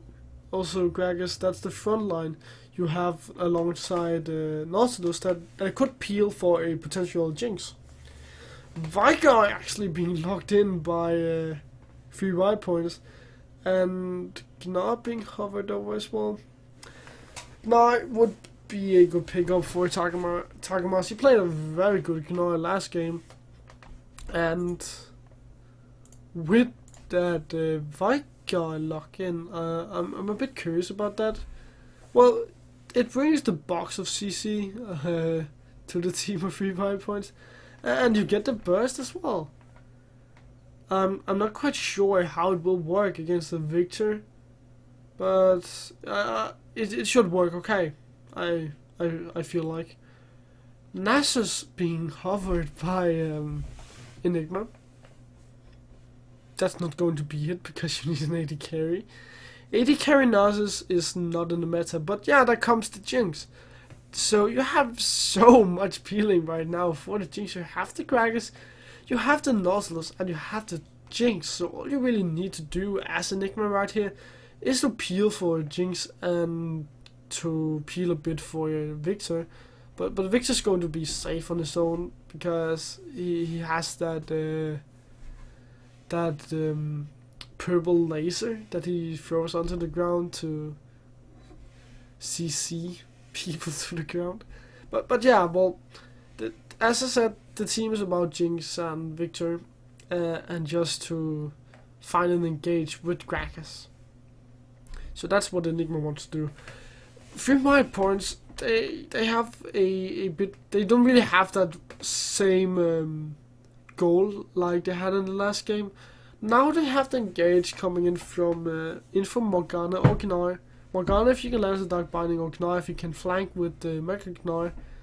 And then you have to follow up from Echo, you have to follow up from Vicar as well. So they're mainly about finding a pick and then developing that pick into a team fight and into some kills. Anyways guys, we are going to take a small break in this 3-minute delay, and when we come back we will have the game on, so don't go anywhere.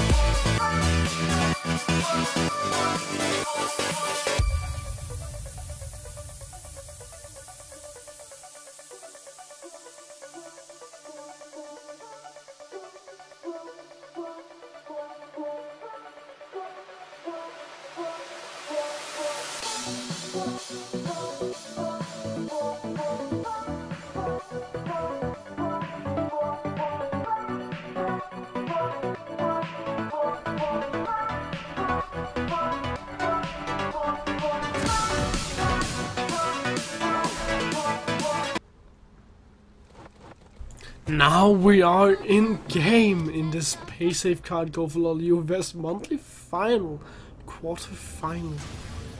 And on the blue side we have 3 wide points with Tagamas in the top lane, Benvarmeren in the jungle. We have I Can Handle the Blank playing Vicar in the mid lane, and then we have Caramel with the support of Lato in the bot lane. And on the red side, we have Enigma with characters in the top lane, and we actually have a... Oh, we have an evade. Oh, that's a missed Dark Binding. But will Denden be able to get away? Yeah, he got away. Well, Nico's in the jungle. We have Cabs in the mid lane. We have Sliver on his AD carry with the support of Denden. And 3 wide points are just trying to look for a lot of picks here in the early game. They didn't find anyone. They missed both the Dark Bindings, and they are still trying to find a bit of picks. But I'm not sure that they will find anyone now that Enigma have just discovered them. So standard starts right here for both teams. Vicar and Caps both starting with their Dorns, and then Caps with his prototype Hexcore, of course, because he's Victor. Sliver starting alone in the top lane. They are going to do a lane swap to secure that that lane advantage for Sliver. Tagamas is going to be body jumping now that he have seen that the bot lane for Enigma are in the top lane. And Cox is actually going to go to the... He's probably going to teleport to the bot lane right by now. Oh, Nico, that's a very early gank and a flash. You burn the flash from I Can Handle, but you use your own flashes to get the flash. So a flash for a flash in the mid lane, and that's a little bit of a gold lead right now for 3 wide points. But that's mainly because because of the farm advantage that they have the small farm advantage right now. It's not a lot, but there is a bit. And now Lato's in the top lane actually. He found it Denden. Or is it Denden that found Lato? But anyways, Lato is moving to the top side because Tristana doesn't really need any help right here in the bot lane, while Jinx really needs the support to keep safe. So Jinx won't be able to just farm away anymore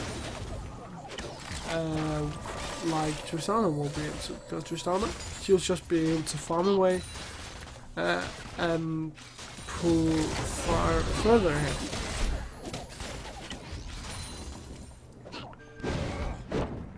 Nico just supporting characters in the bot lane. He's helping or stealing the minions. I'm not quite sure. Not a lot happening in this early game, but there's really no point for Enigma to do anything because they already have the late game scaling team that 3 wide point doesn't, so they can just play reactively and try to get some dragons right here. Echo's actually in the mid lane, and oh, Caps might be going down to the first part. Oh, he gets away with the help of a cleanse and the flash. So he gets away. It was very close though, so there's a lot of pressure in the mid lane right now because Caps doesn't have his summoners. Oh, I can handle it in the mid lane with the help of Tachibera, but Nico's also in the mid lane. We might see a fight happening. No, we will not. Neither team wants to commit right now when they aren't that strong. In the top lane, just Denton and Sliver just trying to put some pressure down and so now away from all delicious farm. And for anyone that has seen the HyperX interview with Science Boxing recently, whenever you're in a 2v1 as a top laner, then getting some kills, oh sorry, not some kills, some CS is just like playing like in real life when you get supported. When you get support from the government and you need to get some money, then whenever you cash in those bills you get, that's pretty much the one farm is one kill. Tachibera in the top lane trying to get something done, but not quite able to.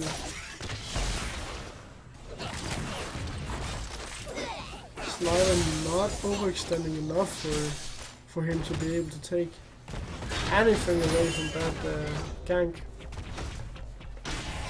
And Nico's just using the fact that he knows that the Tachibera is in the top lane. He's using that fact to go into the mid lane actually. Oh, I can handle taking a lot of damage, and that's the first blood coming from Caps in this maybe final game in this best of 3. Now the pressure's on from the get-go, but that first blood was a long way coming. 7 minutes. And Sliver's in the top lane just putting down so much zoning with the help of Tender. You can already see in a lane swap every CS counts, and even though Takamas has been pushed under the tower so much, he's still 4 CS behind Cactus. And that's definitely not what you want when you are in the 2-1 lane swap.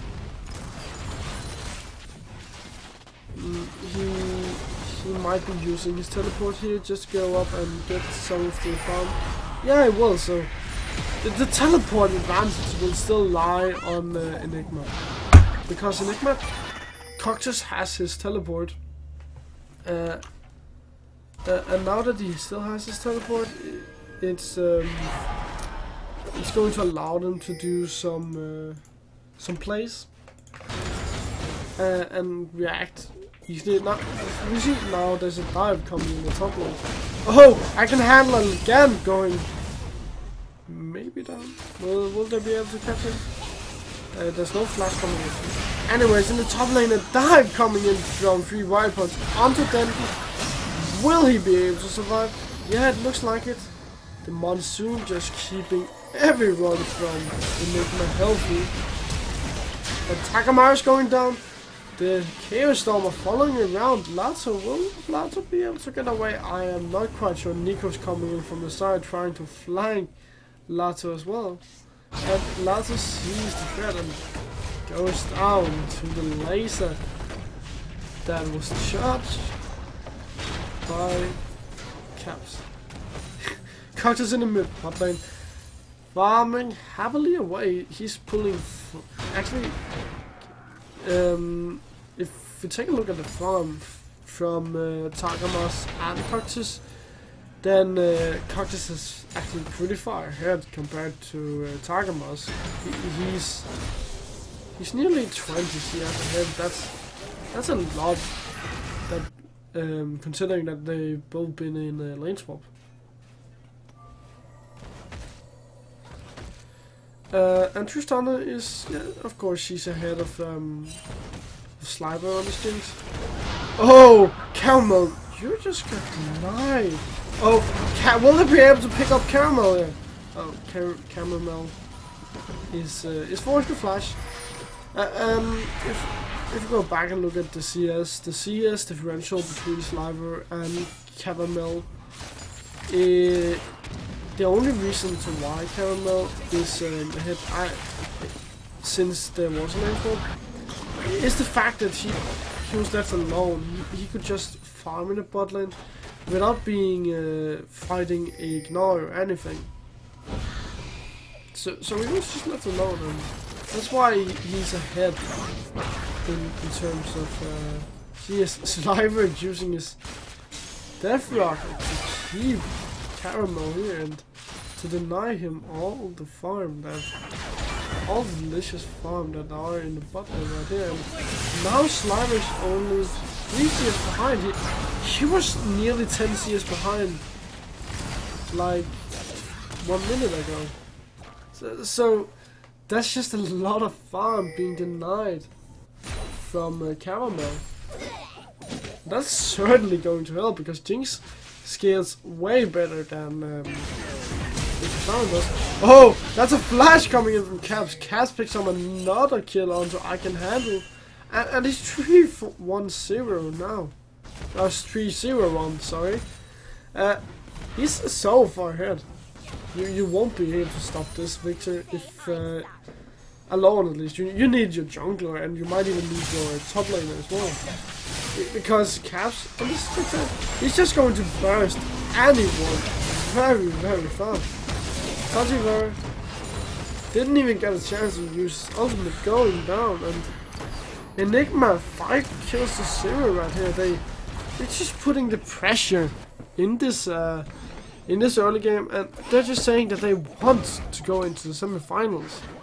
3 right points are starting to fall very far behind in terms of kills. Oh, nearly 3,000 gold behind in terms of gold, but that's that will probably shrink once both teams get the outer turrets. And it's probably going to be Enigma that will get there. Oh, Cox is doing a lot of damage onto Targamas. You can flash. Oh, that's a kill for Coxus. So Coxus getting a solo kill onto Targamas. Yeah, so once again, as I was saying, Enigma will probably be the first ones to get the outer turrets. Since they are already ahead, they are stronger, and that will allow them to get the outer turrets. And the outer turrets are basically just gold. Teleport coming in from Targamas right here on this. He's being blasted, and Cox coming in as well. He has the Rider's Glory, so will they be able to catch up? I think they will. Sliver has his Death Rocket. Will he be able to charge it up? I am not sure that he wants to use it right here, because Caramel can still protect him. Caps comes in from the side, takes down Lazo, but gets taken down by Caramel as well. And now Nico's the one going in, but he gets taken down by Caramel as well. So Caramel gets the first 2 kills for 3 right points here, but they are behind 5,000 gold. Starting to look really, really grim for them. And especially because Caps is the one that has all these skills.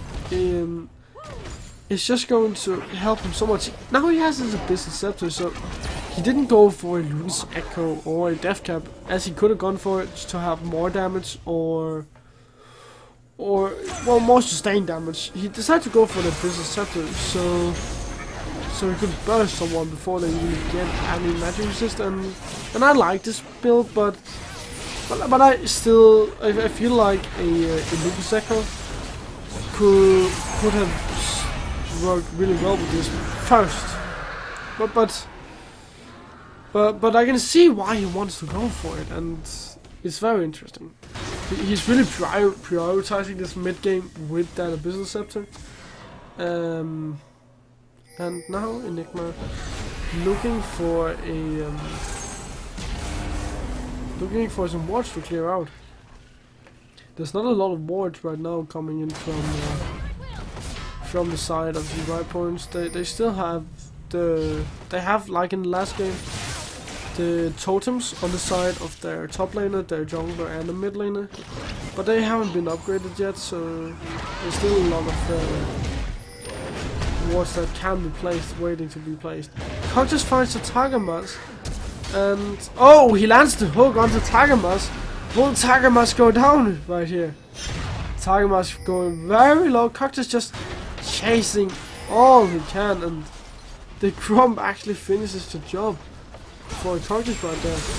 And now the Enigma should be able to find a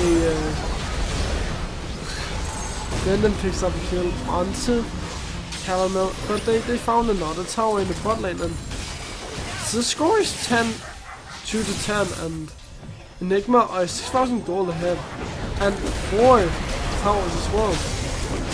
Caps might get broken. Oh, the Monsoon keeps him alive from the Ignite. And will Enigma be able to get a 16 minutes inhibitor right here? They might be able to. Well, they were very close to getting that inhibitor tower, and now they have to back off because Caps just died. But they will be able to take the Constellation Prize, and that's going to be a red buff stolen away from the side of 3 riot points. Well, they stole it. They just left up a the small no, I'm not quite sure what it's called. A brambleback? Is that what it's called? I think it's called a brambleback.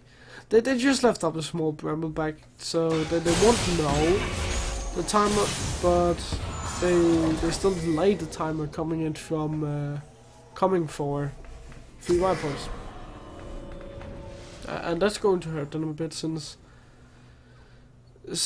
they just want to get that red buff onto Caramel, since he's the only one that really has any kills and any gold on the team, and it would help him to be a stronger carry and maybe help 3 riot points to get back into the game. But right now the game looks to be on the side for Enigma, and Enigma are really their tanks in the front line are building for the team. Coxus has the Rider's Glory, so it will allow him to engage and to get some movement speed onto his team. And Nico is actually going for a Locket of the Iron Solary. So, oh, Slimy. Yeah, be careful. Will you be taken down here, Slimy? Yeah, it looks like you will. And now Denden's in trouble. Nico's coming in from the side. Will you be able to save them? Denden rushing his Zeke. Denden giving up the kill. No way, you could run right there, Denden. Denden doesn't even have a side stone yet. He wanted to get that immediate power spike with that Zeke onto Jinx. And that's going to help Jinx so much. 50% more critical chance. She doesn't use the ability power. The only thing that scales from ability power on her is her chompers. But the 50% critical strike chance is very strong, especially with her rockets that's just going to do splash damage. Oh, Cactus! You've been caught by a dark fighting. Well, Dragon's up in 1 minute and 25, and Enigma, they should be looking to group up for that. But since they are so far ahead, they should be able to get it, and they should be able to, if 3 riot points wants to contest it, then they should be able to get at least a few kills from it. Tagamas going down to Caps. Caps has to be careful now because lots are coming in from the side. That's a teleport coming in from Enigma. Will Cactus be able to save Caps? No, he will not. Caps being at the wrong place at the wrong time to get away. Dark Binding nearly landing onto Cactus. And then the top lane, Sliver, Denden just pushing away. Cactus are trying to keep them away from coming into the top lane. But now Tachivera going on to Sliver. Sliver will be able to survive with the help of Monsoon. But will Tachivera go down in the meantime? Yeah, he will. So, Tachivera. You saved the tower, yeah, but at the cost of your life, and this just allows Enigma to get even further ahead. Take a look at Caps' items. He decided to go for a haunting, guys. He will burst anyone who comes close to him.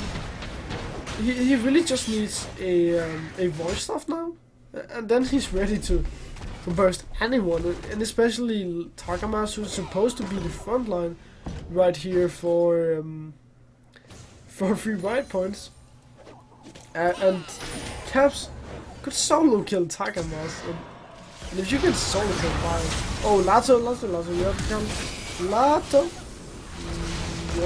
Going down to the super mega different. Sliver starting off the dragon, and that's the first dragon for Enigma in this game.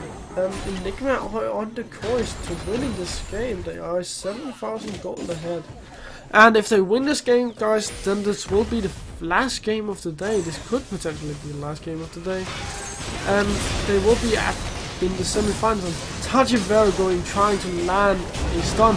But I can handle being bursted down by Caps right here, and Caps, you are so far ahead, my friend. You are able to burst anyone right here, and you showed us that as well. You go out. Well, Caps has a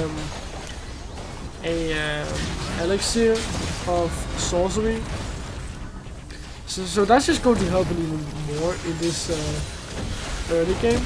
Oh, Nico going in. Caramel going down. And now Caps is in the back line. Will he be able to get away from here? He might be able to. Yeah, he will probably be able to. Lato going down because he wanted to get Caps, but Nico paying with his knife to save Caps. And will Enigma... Oh, that's a lot of damage from the side of Caps. Caps are just zoning anyone, but that's a flash coming in from I can handle using Norman. And now Sliver's onto the Nexus turret. Will he be able to get... Yeah, he will probably be able to get one, but will he be able to get 2? I'm not quite sure, because the rest of 3 wild points are up now. And now Caramel are chasing down Sliver. Is it smart to jump all the way? You might get turned on, Caramel. You have to be really careful. Well, Enigma, very far ahead. They could even take the Baron, I think, because now that once Sliver goes back, he will have his Phantom Dancer, and yeah, he has his Phantom Dancer. He has a Vampiric Scepter. And he has his boots, Berserker boots as well. So that's a lot of damage already coming in from Sliver that will be able to burst down the Baron. One thing over there. Nico being found out of position and getting bursted down. That's just a dark binding onto Event Horizon. Yeah, I got the name right. Enigma Caps taking down I can handle, and now it's Slaughter's turn to get taken down. Caramel, can you get away? The Super Mega Deathfire is not going to be able to do the trick, but will Enigma turn and take the Baron now? They have so much damage, and with the Baron that would certainly be the nail in the coffin for 3 white points right here.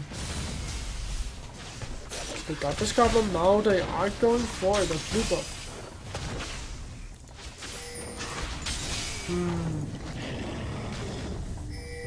They have the vision control. Well, Tachivera is there, they have the vision, they have a ward in the Baron pit, so 3 white punch knows this is going on. But it's all up to Tachivera. Can he steal it again? He stole it last game. He stole it again! Oh my god, Tachivera, you're such a cheeky stealer. This will certainly help free ride points to turn this game a bit, and to just keep Enigma from pushing all the way into their base, at least for now. But it still requires the rest of free ride points to be there, because they can still, as you can see, clear these minions fairly easy. So they're going in. Getting shrunk down now. Takama's going to find a 3-man stun, but now he gets bursted, and Nico picks up a kill on Sativara as well. Sliver picking up a double kill, and this will probably be the game, guys. The minions are running in the mid lane for Enigma, and there's only one guy up, and that's Caramel for 3 wire points. The minions are there, Sliver with the auto attacks, and Jinx is known to be a very strong tower chunker, and you can kill this Nexus so fast once you decide to go for it. And now Enigma has to be careful. Sliver being shot down. Will they be able to finish the game? No, they will not. That's what you get for being cheeky, Enigma. Well, that's why you should never BM, guys. You should never bad manage, because it just costs you the game. I swear, at least 10 people a day sees this in this solo queue game.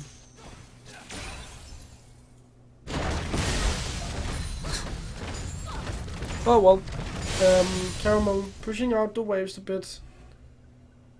Free ride points can't really go anywhere right now, because they haven't newed Nexus, and there's an inhibitor down in the mid lane for them as well.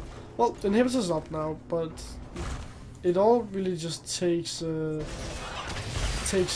Sliver to have like 20 seconds alone in the base of free ride points, and then most of their buildings are gone. So they have to be really careful. Tachiwara cannot steal it there. I can handle, tries to burst down caps, but that's going to work. And now Enigma will surely push down mid lane and try to get the win over 3 ride points right here. Will they be able to? I don't see anyone stopping him. Takama's being picked out here. Pucks is going onto him. Takama's going down. Tachibara going onto caps. That's 3-man down. That's 4-man down. And the only person alive is Caramel for 3 ride points. And I'm sure that Enigma has learned their lesson. They will surely end the game now. And after having some fun and maybe.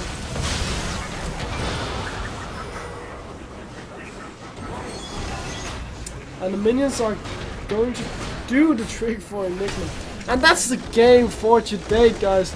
Enigma takes up this best of 2 against 3 ride points. And they are going to be qualified to the semifinals. Anyways, guys, I am going to take a small break, and I might be back with another game. Don't go anywhere.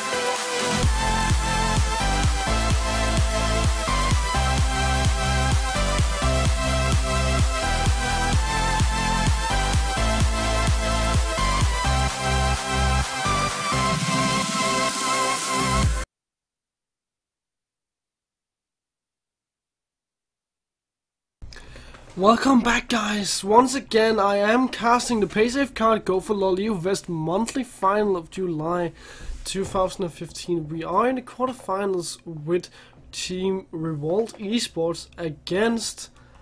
Give me 2 seconds to check. Oh, 2 seconds, I need to change my overlay as well. Against... Oh god, I haven't even changed that as well. GGS Fury. I am not on point today.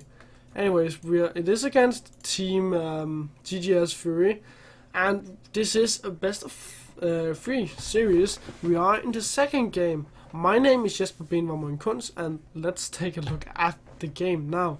So, GGS Fury are banning out Vayne, Shyvana and Kalista. They are afraid of the late game hyper carry that is Vayne, and the Devourer Shyvana. That is a very strong jungler right now. Kalista also has a lot of utility in the AD carry position, but she falls off late game, so even though she falls off late game, she still has all the utility to be very strong. And on the other side, for Revolt Esports, they ban Hecarim, Nidalee and Anivia, and Hecarim a top lane carry. Nidalee, one of the strongest junglers out there, and Anivia, one of I want to say she's one of the god tier picks in the mid lane right now, but it could certainly be a very strong pick, especially if the mid laner for GGS Fury are one of the stronger, one of the stronger Anivia players out in the scene. Okay, so the first pick for GGS are going to be Alistar. Alistar, very strong support, a good frontline versus the ultimate. He gets very tanky, And he has CC as well. Sivir and Rek'Sai being picked up for Revolt. Sivir, all the utility you want in the world. And she still has a lot of damage as well. Rek'Sai, a good ganker, good mobility, and is one of the strongest Cinderhulk junglers out there. Mundo being hovered over by GGS Fury.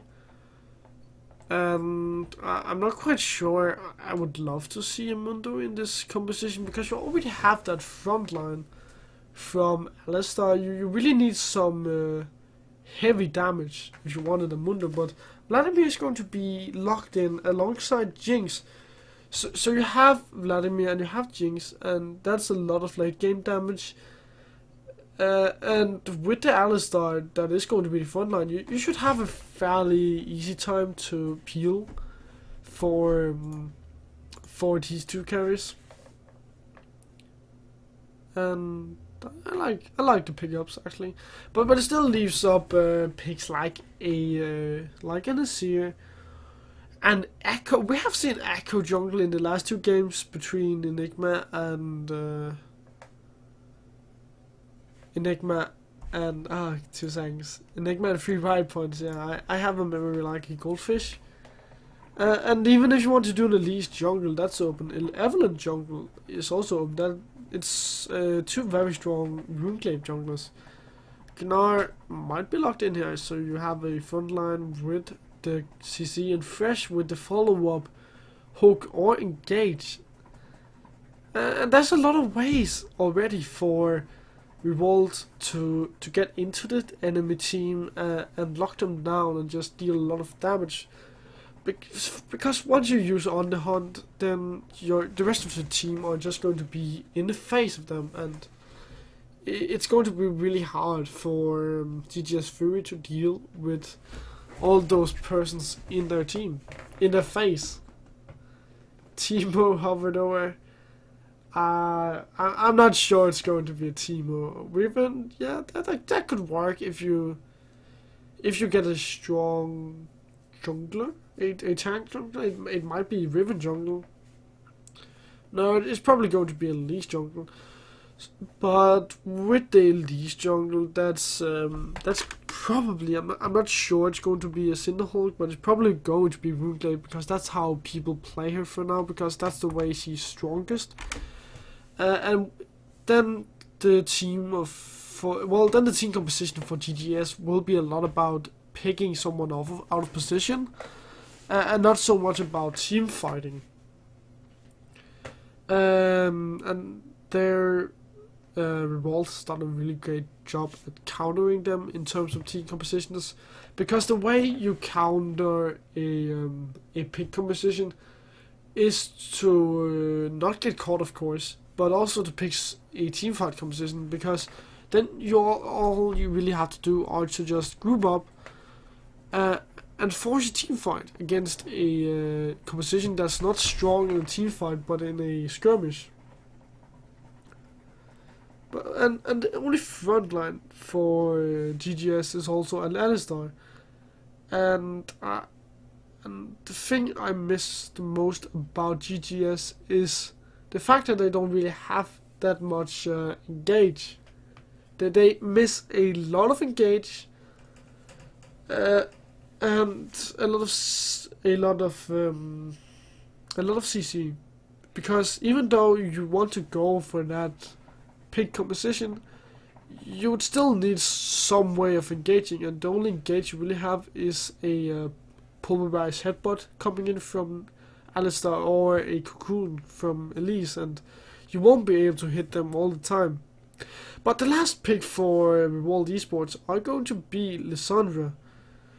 So the teamfight composition for Revolt are pretty much done. You have Sivir, who brings all of your team members into the enemy team. Then you have Gnar, who locks them down, or Fresh, who locks them down in the first place and engages. And then Lissandra and Rek'Sai will just follow up with a knock up and some lockdown. Anyways, guys, we are going to take a small break in this 3-minute delay, so don't go anywhere.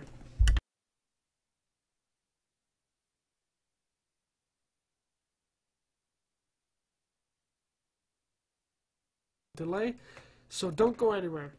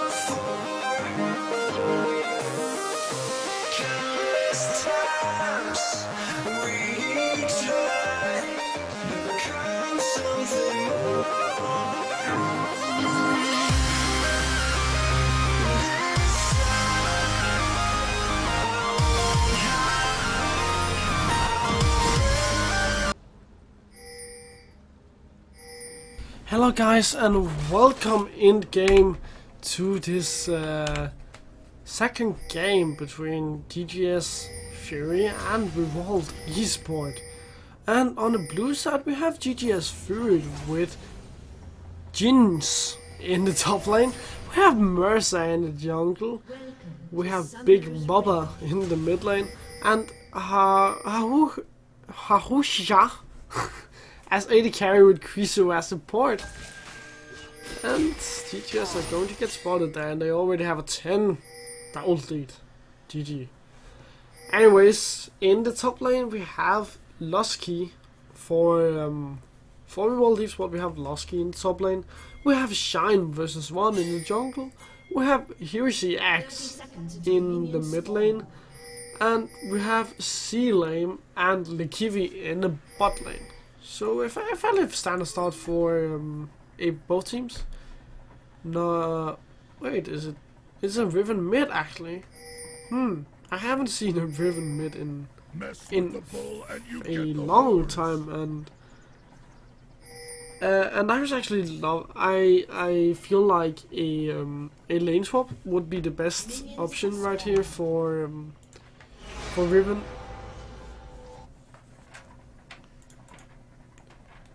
Because But because she's going to have a really hard time against Lissandra in the mid lane. Once they both hit level 6, that's when Riven are able to assassinate anyone. And with the invulnerability that will come from Lissandra, then it's going to be really hard for Riven to assassinate anyone.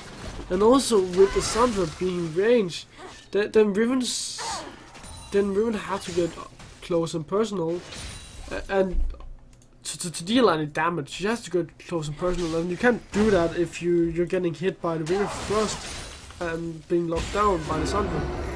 So I think Vladimir would have been better to swap into the mid lane and then allow Riven to go up against the Gnoi. It is a oh, Genius taking a lot of damage, and he's running towards the bot lane. He will get away, but it was very close, and that was actually Genius's flash being popped there. So now there's a lot of pressure in the mid lane right now.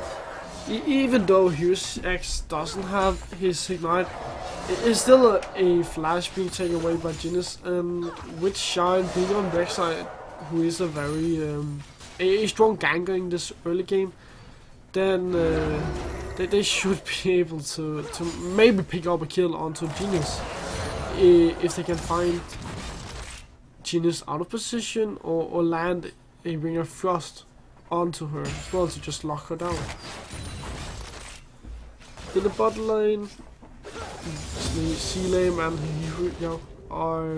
Hihujao are farming away. Not a lot of happening, and GGS's bot lane shouldn't be looking to do anything since they have the better scaling. AD carry. Jinx is of course a late game hyper carry. If you can just get there by farming, then that would be perfect. And that's why you're pushing Sivir. Sivir should be the one pushing Jinx in this game, since Sivir have so much more pushing power, but it's the other way around. And you might see lane pushing back now that the lane has gone back, but it looks like he just wants to farm, and I'm not quite sure. Oh, we actually see First Blood in the mid lane onto Lissandra, so she didn't have flash either, and they used that to land a cocoon onto her and pick her down. And Genius, after that skirmish with Hirsi in the mid lane earlier, she still had flash, and that is what helped them secure that kill. Now Massa is in the bot lane, and it won't be easy to land a cocoon onto Sealame because Sealame has that spell shield. But they find Shine instead, and they might be able to pick up a kill onto Shine there. That repel was too early. If Mercer flashed over first, then I'm sure that would have been a kill for Mercer, without Mercer being in a bad position to get picked up afterwards. Riven actually used the First Blood money that she got from the assist to get a non-magic mantle, so that she can survive the laning phase a bit easier. And we have a pause.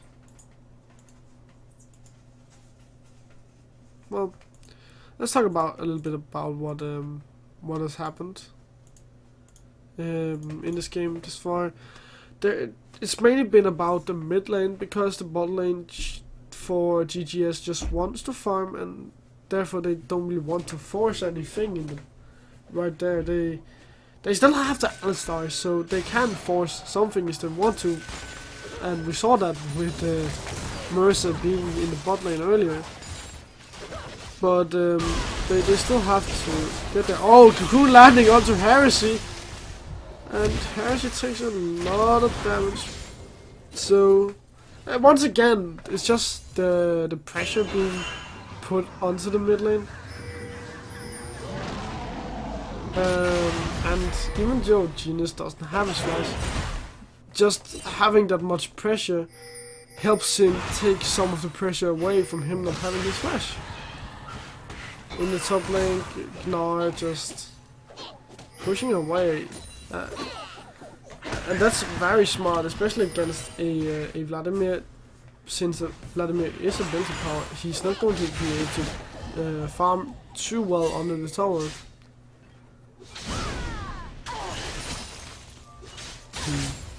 Genius farming away.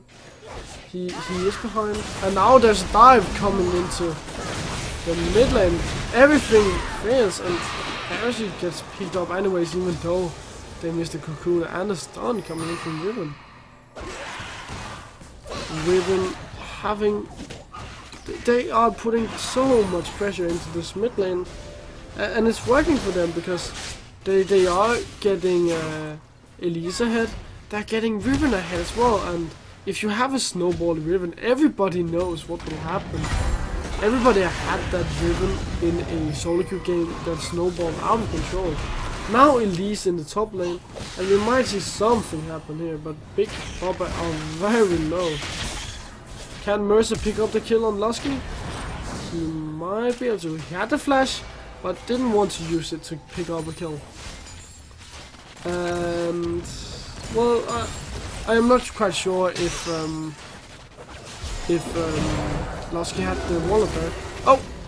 A pulverize actually onto C-Lane to take some of the pressure away from the bot lane. Hushia are still behind in terms of CS, but he will make up to that since C-Lane are going back now. And he will lose so much CS, and they might lose a tower as well, because Jinx has to be a sword now. And even though she doesn't really have any attack speed, it's still going to help her at least take half the health of the tower. They might have gone for the dragon there if Mercer was there, but the problem was Mercer wasn't there. They can't. Oh, in the mid lane, Genius being focused by Heresy. Oh, they're going back onto Heresy. They will get a kill onto Heresy. Genius gets away, and now Mercer coming in from the side, using Q on the Shine. Will they die? Yeah, they will. Freezer still has his ultimate, but cannot land the pulverize right there onto Shine. So Shine gets away, but by a failure from Freezer right there. But that was a very nice fight right there for GGS. And the reason to why Genius survived that long was he had the Hex Drinker, and Heresy weren't able to burst Genius Stone right there. And if you can't burst someone as a Sandra, then you're in a lot of problems. And Robert and Lusky just going a bit at each other in the top lane. No, not a lot happening. And now Shine has gone for a side stone.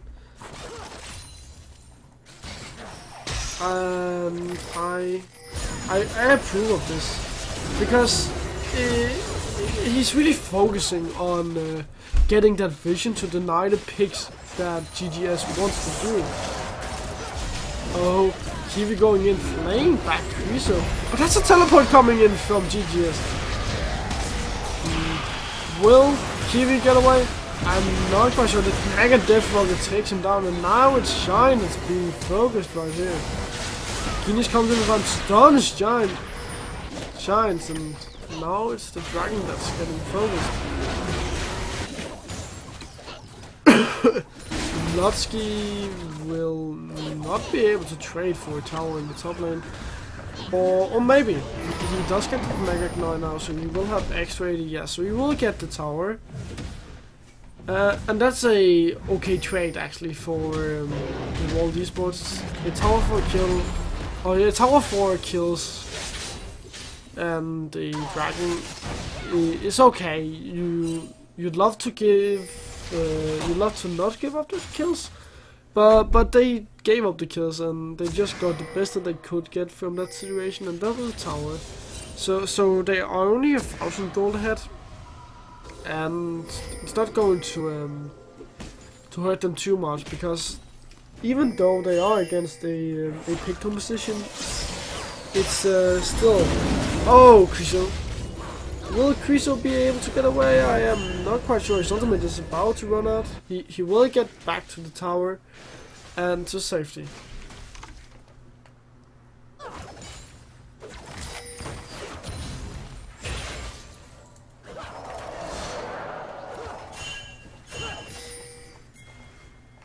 Now Hahuya are going back to shop.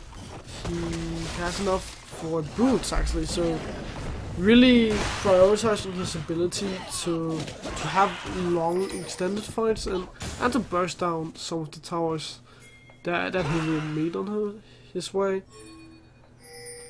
In the top lane, Lotsky got a giant build actually on top of his Hextwinger, so he should never be able to go down to Vladimir right here, because yeah, you have the extra health now, and that's a very good counter to ability power, but you also have that shield, and he also has some magic mantle, so you should never be able to go down to Vladimir. But you might be able to go down to Riven. Riven is the one that's the furthest ahead right now on the side of GGS. And he haven't really he hasn't really itemized against the Riven. So if he meets a Riven, then Riven will probably be able to take him down unless he can, unless he has the backup or health of a Mega Canary ultimate.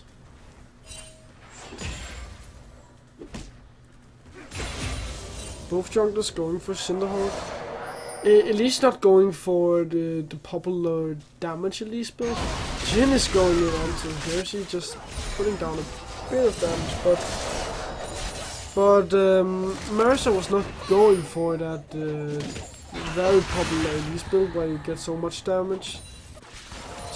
He recognized that they needed a tank instead. You couldn't have the only tank in Krisu, and therefore he went for the Cinderhawk,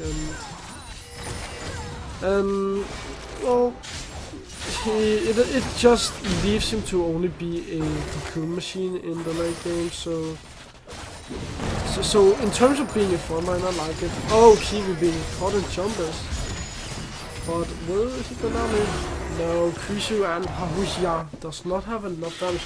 Mercer might steal the red buff right here, and he has a backup of Genius, and because the Giant will be going down here, and that's the kill and a red buff for GGS.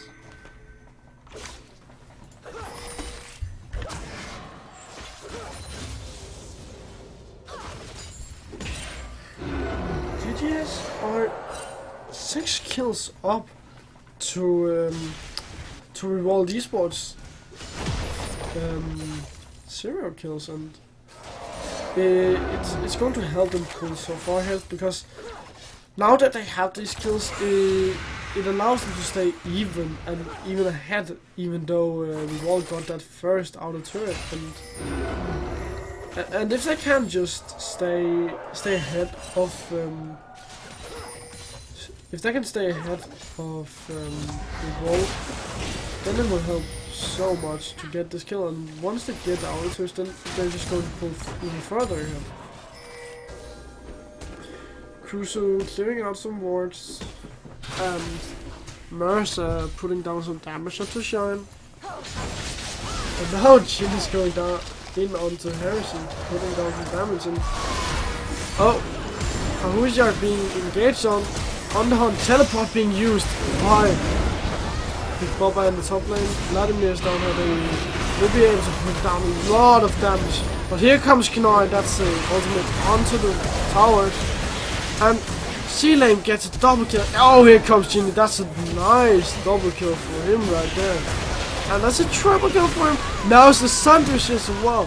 Will Genius be able to pick up more kills, or will he go down trying? He will be able to pick up the Sandra right here. That's all he will be able to get. And now Lusky is against the cow, and Lusky picks up the kill. So 4 for 4. Well, I would say that Revolt Esports came out ahead because they desperately needed these kills. They got to be even more even because they were starting to fall a little bit behind before this fight happened, and with the kills that they just got, that will certainly help them. Especially Kinar will it help a lot, because now he will be able to be that top lane carry that he wants to be. Now Revolt Esports are going for the dragon, and the only person right there for GGS Fury are Mercer. But Mercer will not be as good. He will put some damage down onto C-Lane. And now this is a full rise headbutt. C-Lane going down. Here comes GGS. And that's a double kill for Vladimir. 12-5 right now for GGS. They are starting to go far ahead, and guys, remember that the auto turrets haven't even fallen for oh, Shan. You have to be careful. That's a full rush headbutt. Oh, that's just a pummel. It's just a headbutt, and now they might be able to get an turret actually. There's nobody there to spawn. And now you can see they just got 2 towers and another kill, and they are nearly 5,000 gold here.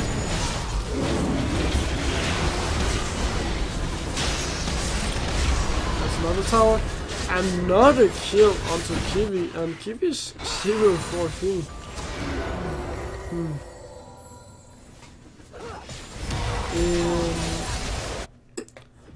Well, GGS are really just looking to drag this game out into the 3rd game. Now comes the Sandra, clears out the waves, and the Sandra has been forced to go for a Sonya's first. And as an assassin who wants to burst someone, then Lissandra is going to have such a hard time. Because the Sonyas aren't really the sustain damage. Of course you do get a lot of ability power, but it's not going to be bursty damage like Luden's Echo or a Rabbiton's Staff Cap. And that's going to hurt her, because if you can't really if you can't do that bursting as I've said all game, then she's not going to be relevant.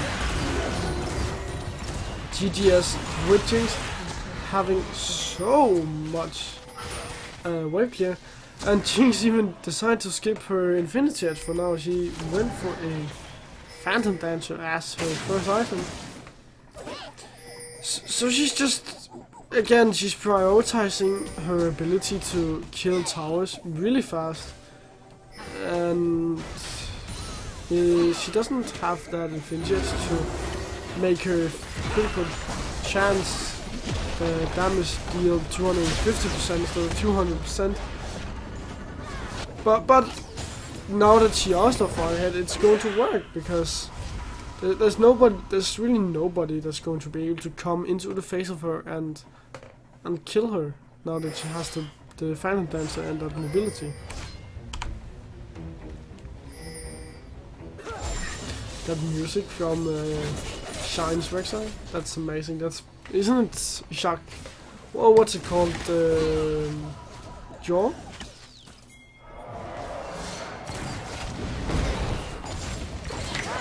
pulverized headbutt from Chrissy. Going on to the Kiwi, but he's taking a lot of damage. And now he wants to re-engage. That's a teleport coming in. On the hunt being popped, but also ancient coin being popped in. On the hunt is stronger since this is an ultimate, so they will be able to get away. And even though GGS are pretty far ahead, they still don't have a lot of vision like we won't have. We won't have a lot of vision. And Chriso might have been found out in position here. They get the flash from him and they get the teleport as well, but they will not get a kill. And now they want to C-shop the minions.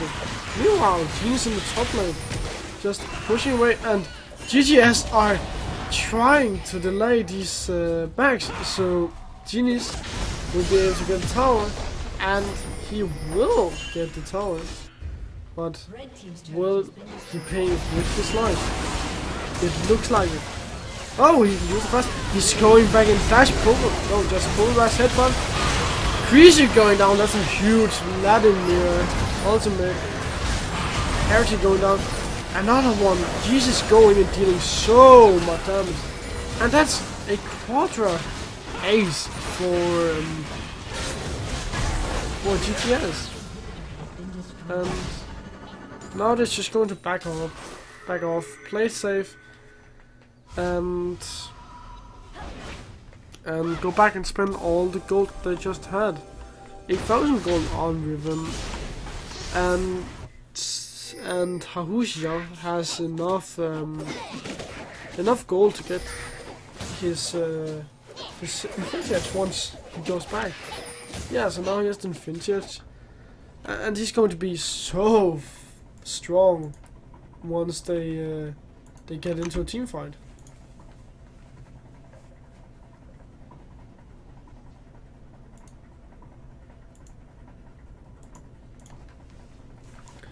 So the game's paused. Let me check what the reason is. And we are unpausing again, so we're back into the game, and C-Lame has been forced. He felt like he was forced to go for a static shift, and it just means he prioritizes his ability to clear these waves alongside Hiroshi. Hiroshi, as the Sandra, has a lot of wave clear, and so does Sivir have, and with the static shift it's just going to help even more. But the static shift are going to be less effective than the Phantom Dancer after 25 minutes, and I'm not quite sure that C-Lane. I'm not sure that C-Lane will be able to complete the item before 25. So a Phantom Dancer in terms of damage would have been much better. Genius will find a gold in the bottom. Will Genius be able to pick him up? I'm not quite sure he will be able to catch it. Mega Ignite coming in, and now Genius is the one being forced. QSS being used by Genius. Pulverized headbutt coming in from Rishi. And now Vladimir with a big start on the 2 person. That's another 2 kills for GGS coming in. 20 kills to 6 kills and over 10,000 gold lead. And now GGS are heading for the Baron, and they're just going to leave Genius in the Dragon Pit to pick that up, so that we won't get a consolation prize. Oh shit, that was very close for you being hit by the beginning. Now they're starting off the Baron. They don't really have to be afraid of being bursted down here, because they are so healthy, but they can still be afraid of some steals. We have seen a lot of steals tonight, we will see another. Oh, that's totally right, denying Shine to go in. And now GGS are on the hunt. Shine is going in, putting down some damage on Genius, but Genius picks up another kill. That's a double kill for the Riven here. Big Bubble picks up a kill again. Now GGS are heading into the top lane. The minions are pushing in the top lane, and they might be able to end the game here with the Baron up minions and the amount of damage that they already have from a Riven and from a Jinx. So, Big Baba trying to put some damage down onto not. I'm not sure we will see the game finisher. They do not have enough damage. They decide to back off and play it safe. Jinx was very close to being picked up by a hook right there. And now Lotsky is looking for a re-engage. On the hunt being popped for World Esports. But they will not be able to catch up onto anyone, and GGS comes away.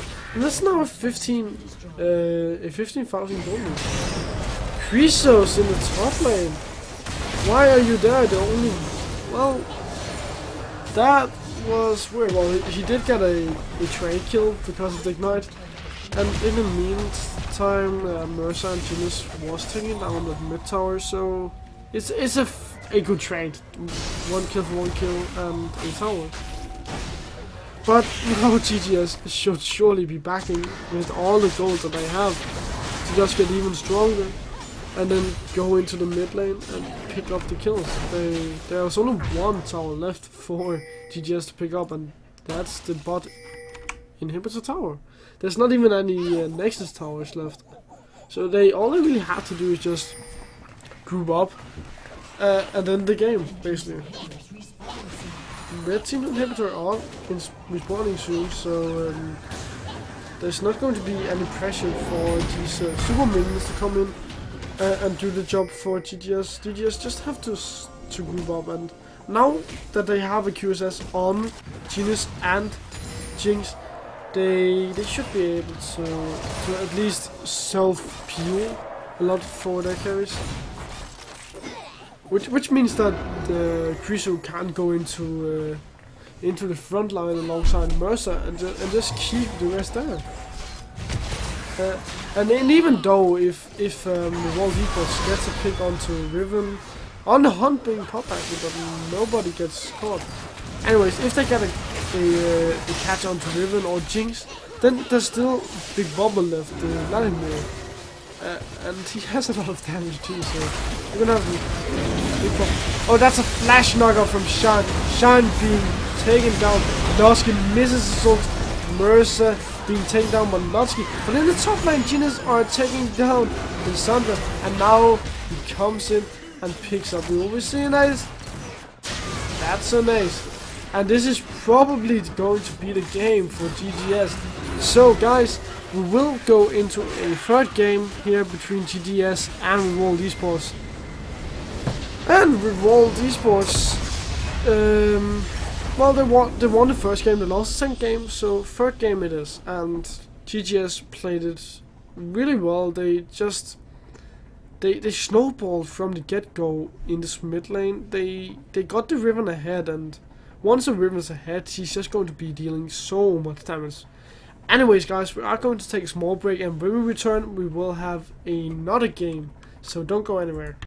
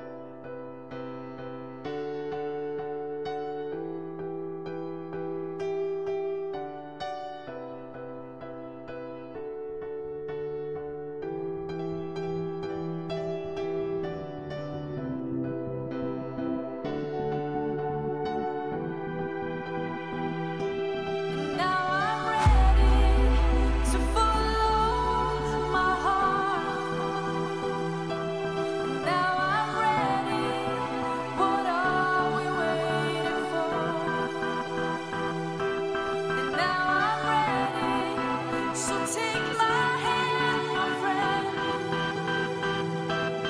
Now I'm ready for you.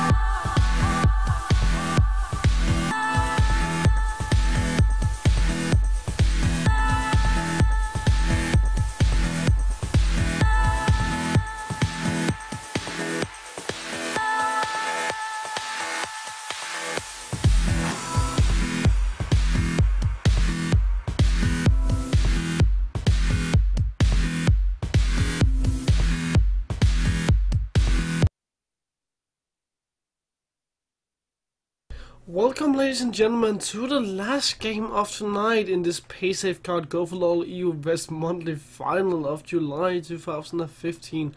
We are in the last game in this quarterfinal match between GTS Fury and Revolt Esports. And GTS Fury was the faster team to end the game, so therefore they are on the blue side. And they decide to ban Wing, Kalista, Shyvana, the same bans as last game. They still don't want to go up against that hyper carry Wayne. They don't want to go up against a Kalista with a lot of utility, and they definitely don't want to go up and devour Shyvana. Hecarim, Nidalee, and Elise being banned away by Revolt Esports. Hecarim is a top lane carry. Nidalee, strong Runeglaive and Runeglaive jungler, and Elise. Well, we saw last game what Mercer was able to do on Elise, so it's understandable that they decide to ban that away. But they first pick Alistar once again, so they have that good, strong support with a lot of tankiness and some good CC. They used it very well last game. But it leaves picks open like Cassiopeia, Asir, Gnoir, Jinx. A lot of picks open. Rek'Sai and Vladimir are being picked up by Revolt Esports here. And Vladimir is being taken away by Big Bubba that played it last game, and Vladimir is actually he can go mid and top lane, so he's a flex pick for now. And Rek'Sai is one of the better Cinderhawk junglers out there, but he's a bit above Gragas in terms of god tier list because of the utility she brings with her passive, where she's able to see where everybody's walking. Jinx being locked in very fast for Hajoshi in the spot lane, and he played a really good Jinx last game. Gragas being locked in, well, yeah, another good frontline and a lot of peeling for Jinx once again. I like this pickup for them.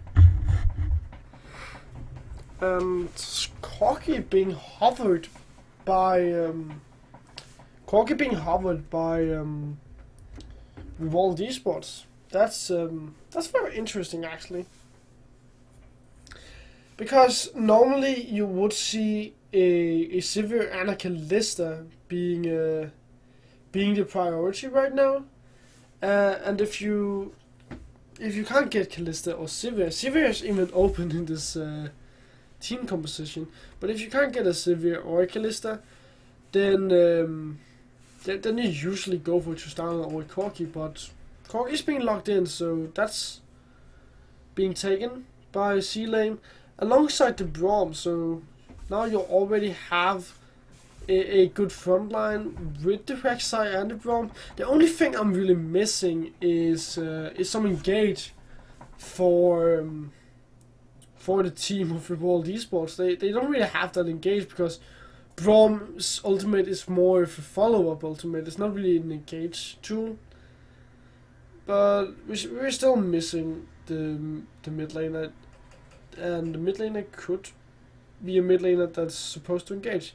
Twisted Fate and Fizz being hovered over for GGS. Twisted Fate is one of the stronger mid laners, but it's probably not going to be locked in. It is going to be a Victor. Victor is also one of the stronger mid laners right now. He's not as strong as Twisted Fate. Well, it all depends on what you want from a mid laner, because a Twisted Fate will bring you more utility and more roaming power, while a Victor will bring you more burst and more team fight potential, but not as much utility and lockdown. A Fizz on the top lane, very strong. A bit like a Vladimir, a hybrid top laner carry, and he can be such a strong champion, and is a really pain to play against if he goes tanky as well. Diana being locked in by Lusky, so no, actually being locked in by Lusky, but Diana in the mid lane.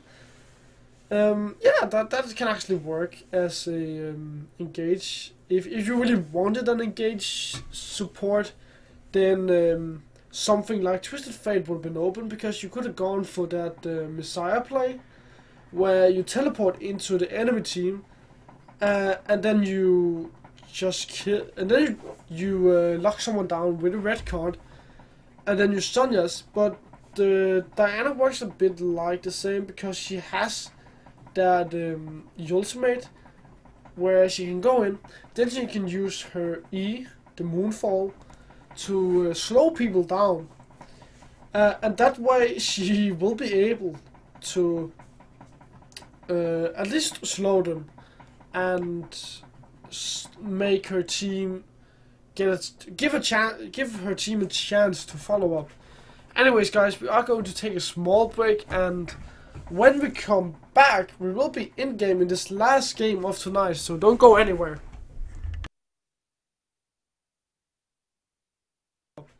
Anyways, guys, we are going to take a small break, and when we come back, we will be in game in this last game of tonight, so don't go anywhere.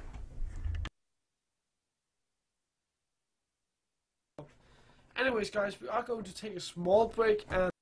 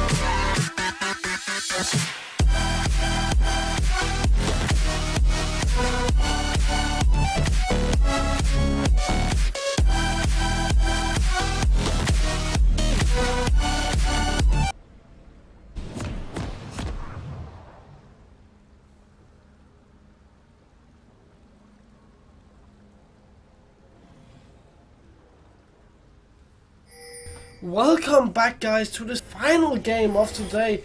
It is going to be the last game between GGS Fury and Revolt Esports. On the blue side, we have GGS Fury with Big Bubba in the top lane. We have Mercer in the jungle, Genius in the mid lane, this time playing an ability power carry. And then we have Harushia in the bot lane as Jinx, and we have Chrisu on support. And on the red side, we have Lutsky in the top lane, we have Shine in the jungle, and we also have an invade coming in from GGS. But we have Hiroshi X in the mid lane, we have C-Lane as the AD carry with the support of Likivi. So an invade coming in from GGS. I am not sure that they are going to find anyone, because we won't have seen them, and GGS will just get some wards down and they will take it from there. They won't be able to get more from this. Minions have spawned. But now they would probably want to go for a lane swap, and now they will see if Revolt tries to lane swap against them, because with the wards they have. 2 seconds while League is bugging. The wards they have here and here and here is going to spot them if it's going to spot if Revolt Esports wants to do a lane swap, because GGS, they want to have that very easy lane for the Jinx and the Alistar, since Jinx will be better scaling, and one of the problems that Jinx has is that she doesn't have a very strong laning phase, and with the lane swap she gets, she should be able to survive it. And now we might see 3-man dive coming, and Chrisu are just waiting on the side to go in onto Heresy, but meanwhile Big Bubba and Mercer are stealing the red buff away from Revolt Esports jungler. Shine is not going to shine too much when his red buff are stolen. Heresy are forced to flash in the mid lane, and that's going to hurt Diana a lot, because she isn't very mobile, 3-6, and without her flash, that's just going to give her less mobility to survive another gank. But a 4-man gank in the top lane. Now Lutsky has to be really careful. They're going onto her. He used his pull, but he's also forced to flash to get away. Shine steals the red buff and makes a buff transfer right there. But now GGS will be able to get the first tower of the game with that Jinx. That is a very strong tower killer. It doesn't look like Revolt Esports wants to trade with them, and it's not recommended to do it either. They might be able to get it actually. It would have gone way faster with the help of Shine, but they will not get it for now. And in the top lane, GGS made a very smart move, because they knew that they wanted to. They knew that Big Bubba was going to be in a 1v1 lane, so they left the rest of the tower experience and gold, the global gold that would come from the tower. They left that for Big Bubba to pick up, so he would have an advantage going into the lane. And that's going to help him a lot, because Fizz, yeah, he wants to be that strong top lane carry. Now Diana has no flash, and now she's getting caught in the middle. A lot of abilities going down onto Heresy. Heresy being headbutted back, and that's the first blood coming in from Mercer. Very smart play right there, and just a lot of utility and CC bowling around with Heresy. Now Harrier has to be careful. You have no support, but he actually puts down a lot of damage onto C-Lane. Now Kyushu coming in from the side. Will you be able to pulverize headbutt pulverize? Oh, that they forced the teleport. Teleport coming in from Notsky. And now Harrier will surely go down to Notsky. Flash from Mekivi. Will they be able to get Krishu as well? I am not quite sure. Krishu might be able to get away. He dodges the Q coming in from Rom, but the passive will still get popped, and that's another kill for the World Esports in this early game.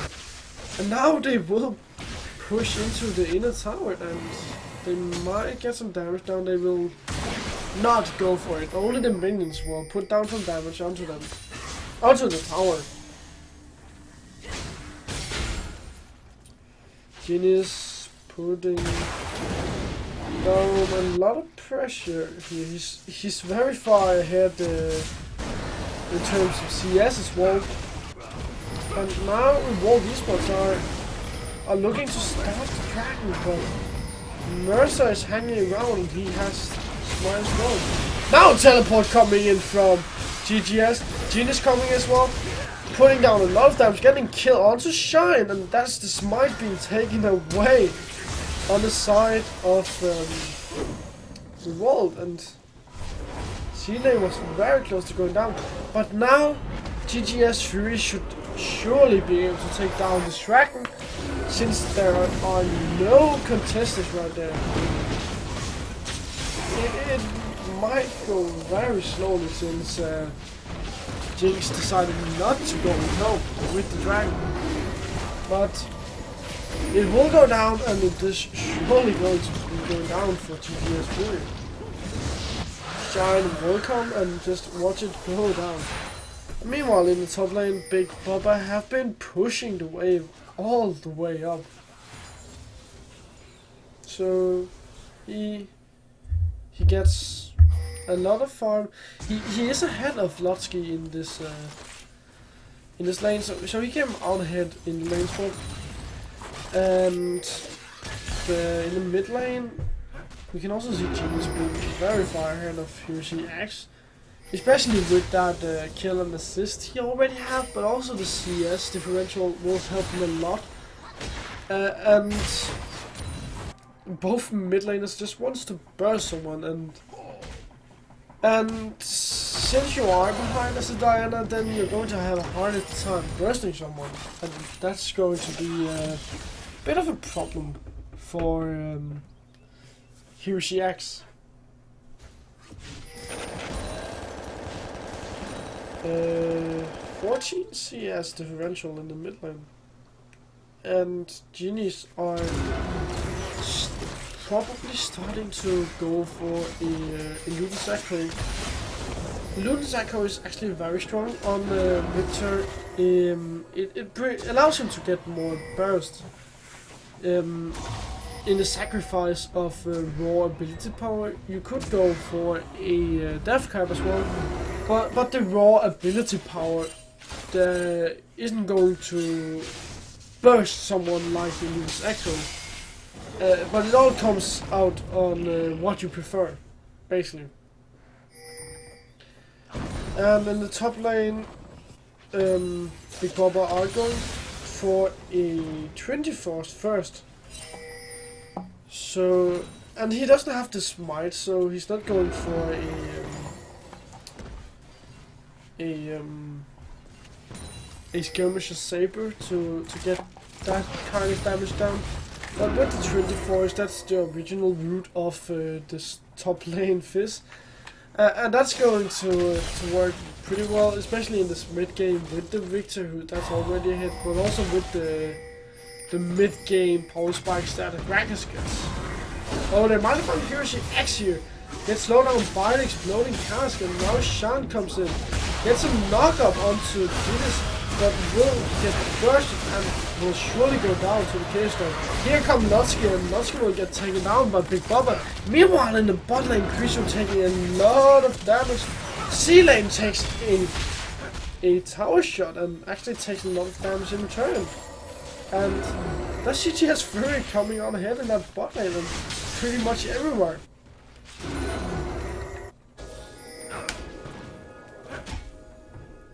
Carrying some moves.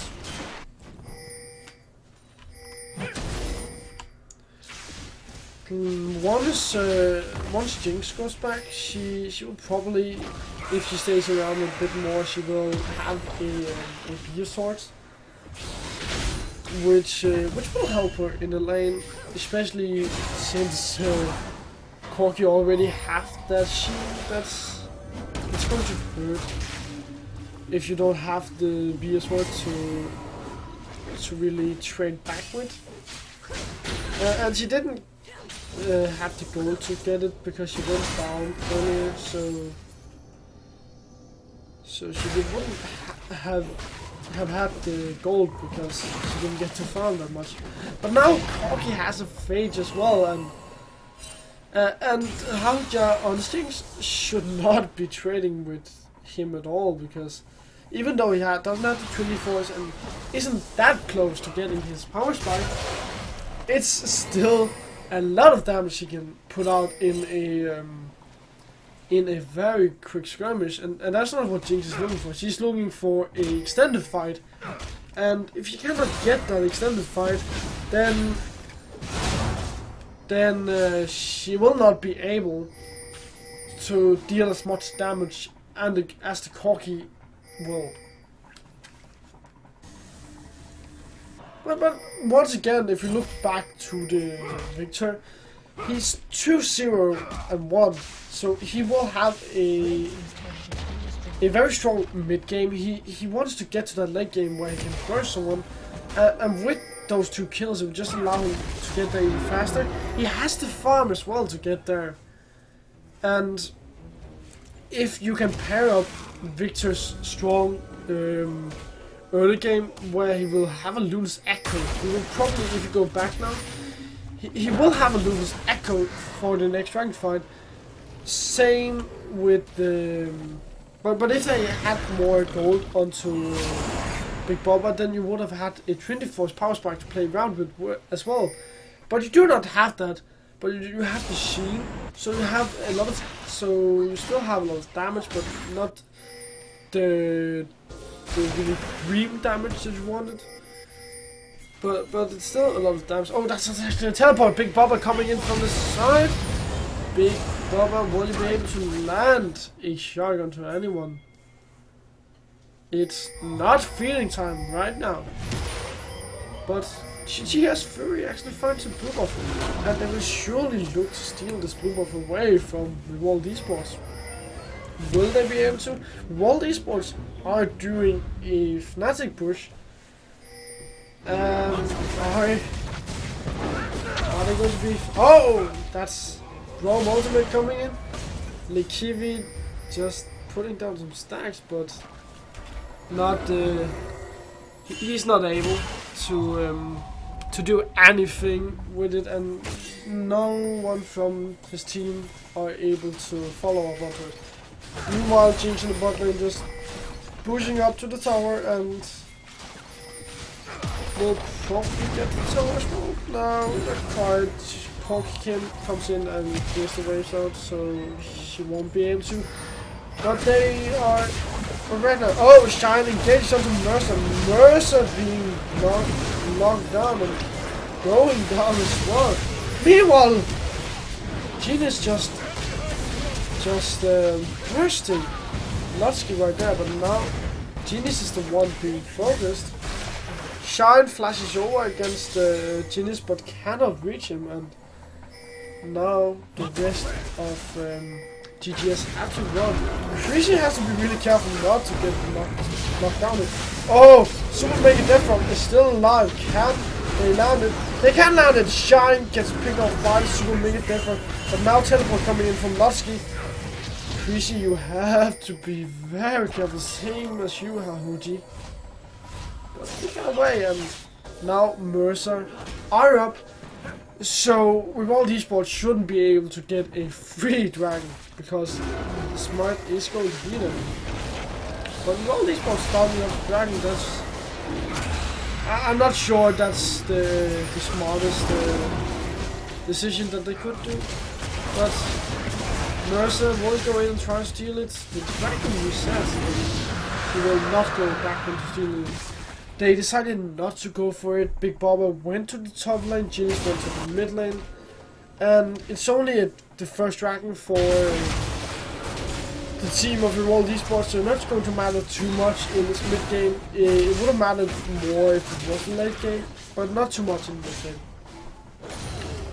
And it's not worth risking 1 or 2 kills to give over to ReWorld Esports to just get a dragon. And once again, Genius are so far ahead of his counterpart Hirexi. He's nearly 2,000 gold ahead. He has a Luna's Echo. He's close to having his perfect hex card, and he's 40 CS ahead as well. And now Shine has to be really careful. Big Bobber in the top lane, picking up C-Lame actually. Lekivi trying to put down the damage and get Big Bobber, but will Kiwi go down instead? Yeah, Big Bobber picking up the kill onto Kiwi, and now the rest of GGS Fury are in the top lane, and they are looking to get that in a turret. And why not? They have the Trinity Force, they have the Jinx as well, so they should be able to get this turret, and the turret is already very low. Mercer looking for the gate, but decides not to do it. Notsky finds a pinboard, tries to get a bit of the damage down to the red buff, but C-Lane comes in and takes over. And Hiroshi went for a Business Scepter first on Diana. And that's a pretty standard build on Diana. You normally go for a Business Scepter.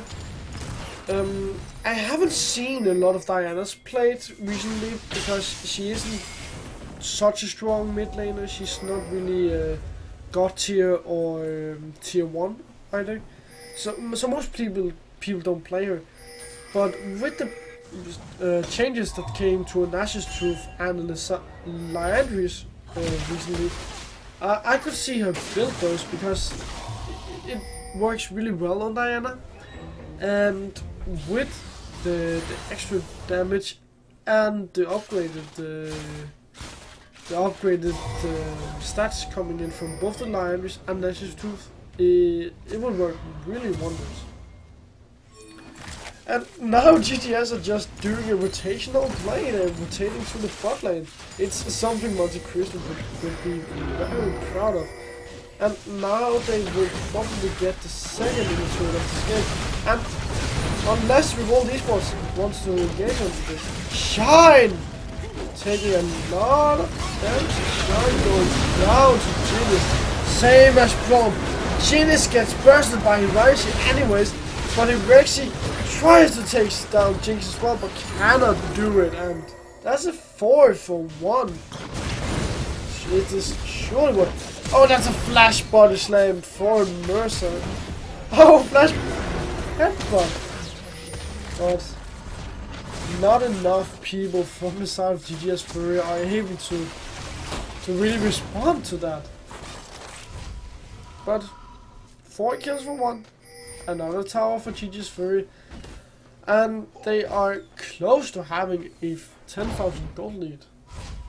It's starting to look a bit like the last game where ReWorld Esports only got 6 kills while GGS Fury got 20 kills and got so far ahead that there was really no point of return for ReWorld Esports. They have to be more careful if they want to return. If they want to come back into the game, then they have to be careful and not give up any more kills. But it's going to be a hard task because Genius already so far ahead. If Genius gets a Sonius now, or well, if he gets a Sonius, then they will never be able to get him. And if he gets a death cap, then they will never be able to get close to him because he's just going to burst them. So it's a very, very hard task that the World Esports are up to. Same with Big Papa. He's going for a Blade of the Ruined King. He's going full bruiser like Fizz. The kind of fish you play in the start. And he can do this because he's so far ahead, but because he's going for that, they should never be able to go up against him in a team fight or in a split push situation, because he will surely be split pushing with his teleport, and he should be able to take down anyone in a split push situation. Jinx far ahead as well, 2 kills, has the Infinity Edge and the shield, and Marcer, he's ahead as well. He doesn't have true tank stats yet, but he's converted his gold he got from the kills and the assist into a sidestone.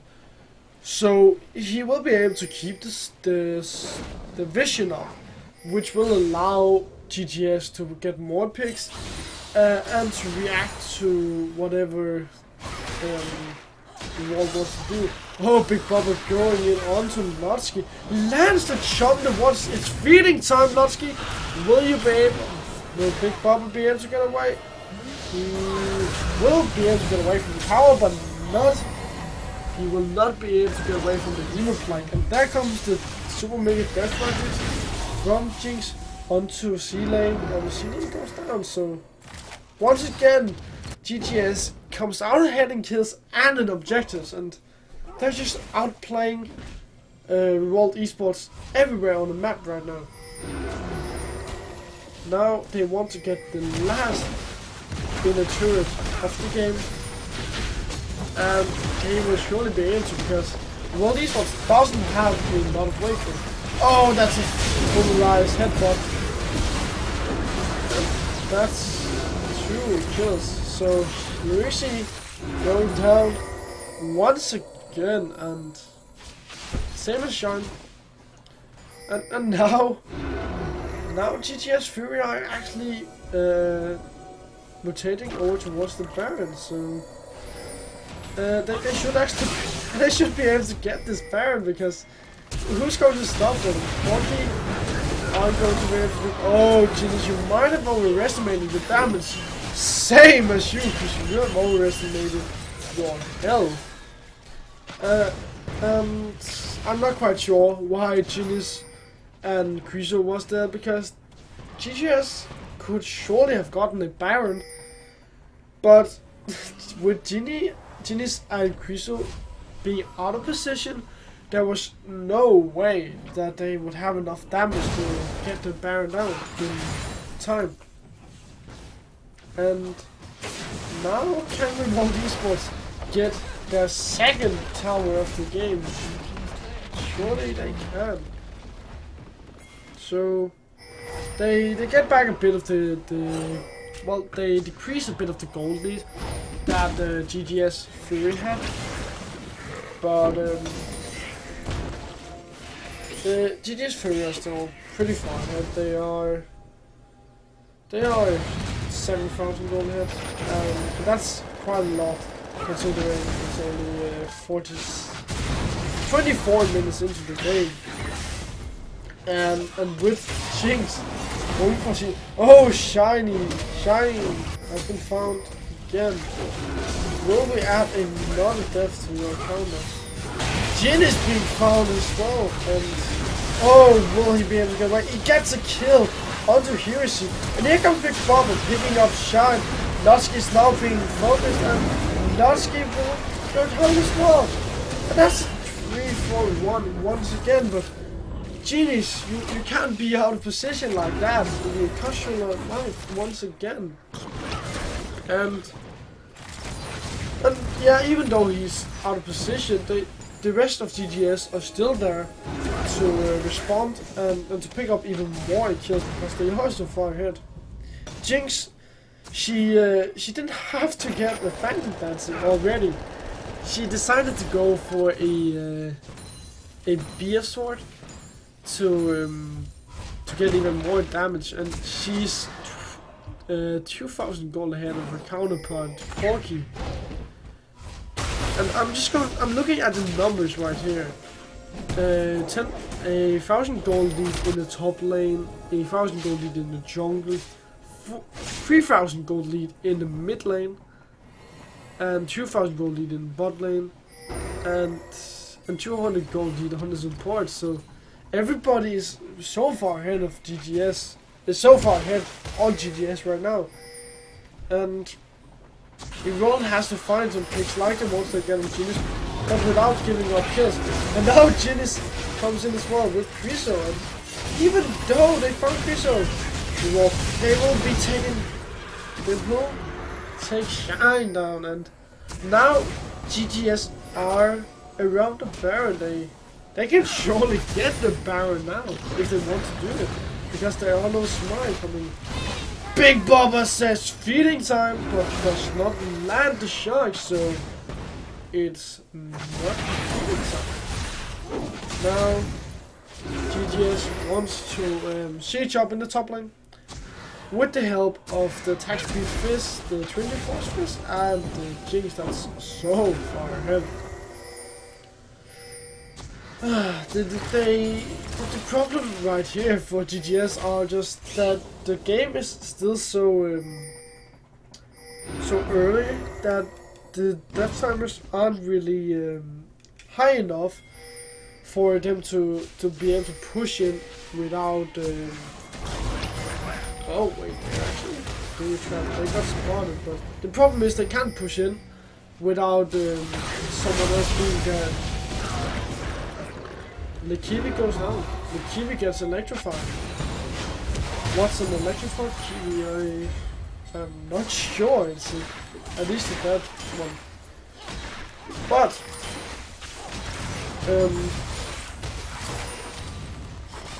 now again, the problem is for GGS that they can't push in because of all the persons still being up. That they should just try Baron or Dragon Dance, and they are going for the Dragon, so they will surely try to Dragon Dance now and steal the blue buff as well. They get the Dragon, but Genius and Big Bubba are hanging around the bot lane. Big Bubba goes onto Shine. Is it going to be feeding time? It is feeding time onto the platypus. Big Bubba lands his jungle warriors onto Brom. And Kiwi goes down to Genius, and Genius is level 3-8. So far ahead. Oh, Jinx! Will you be able to get away? No, you will not. The flash coming in from Hushi just to finish off Hahijuji. Hahushi. That name is... Guys, can you tell me how to pronounce the name? I'm not quite sure I'm doing it right. Wow, Jinx actually... She decided to go and finish up the Bloodthirster first. So just prioritizing the raw AD instead of getting the attack speed and critical chance from the Phantom Dancer. But it doesn't really matter too much because she already has a seal, so even though she doesn't have the Phantom Dancer, the seal will still help with the attack speed and the critical chance. And the Bloodthirster will just help her survive against Diana, and will help her survive whenever she's trying to burst someone, because the burst AD is going to be very slow. Genius is actually going for a Lich Bane next to just have more burst. So yeah, prioritizing burst. I would have loved to see Sonya's right here, because he's often out of position, and he could turn that to his advantage with him having a Sonya's. But yeah, that will probably be his next item. And if he thinks he can survive with all the mobility that he will have once he gets his Sonias, and with the help of the Lune's Echo and the boot as well, then I can see it work. If he can just keep on moving and using his mobility.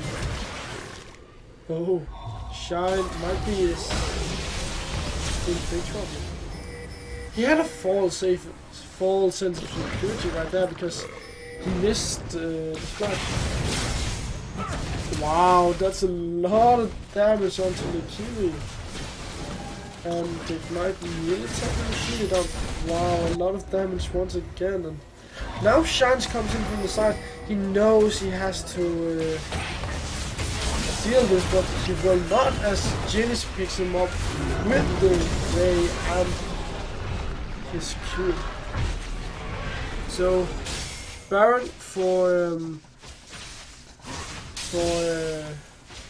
GGS is going to happen a lot. Now they are able to see it, even though the game is still very early on, and they can do a they should be able to do a 4-1. So they just send everybody except Fizz into the mid lane or into the top lane. Then have Fizz on one of the opposite lanes to split push. He has the teleport, but he also have enough damage to handle anyone that Revolt Esports sends onto him. So I would love to see a 4-1 split push tactic right now coming out. And Ginis has his Athene's, oh sorry, not Athene's, Lichbane completed now, and he also have an elixir of sorcery. So he's just going to have so much damage, and there's really no one on the side of Revolt Esports that has magic resist right now, and the only real thing that would work to help them is magic resist. And if you don't have the magic resist, then you're not going to survive the beast that Ginis are right now. Phantom Dance coming in from Jinx, a lot of damage. Locket of the Iron Solar also being completed by Mercer, so there's really no way that they will be taken down in a team fight. The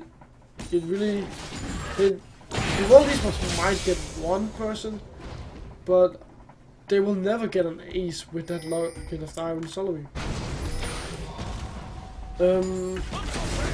Worlds, they have some good items coming in onto C lane right now. Also Lotsky on this Vladimir, he has his Rylai's now and his Will of the Ancients. So he's fairly healthy as well, even though he died 5 times.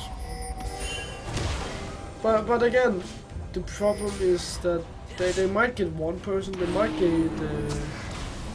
might get 2 persons as well, but they will never be able to get an ace or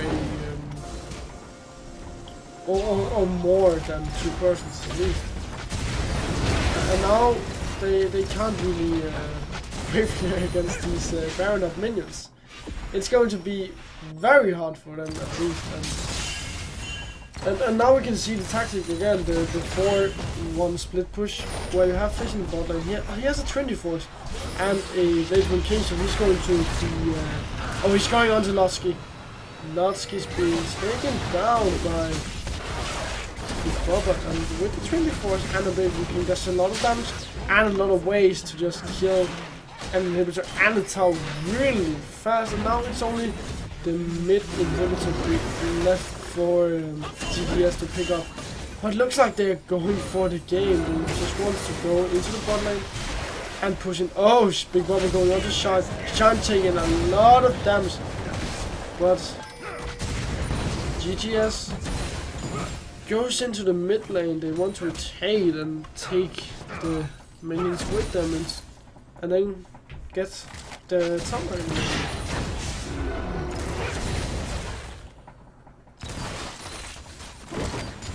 World Esports, they aren't going to do anything. They can hardly wave clear against Burner Minions. They can't save the power.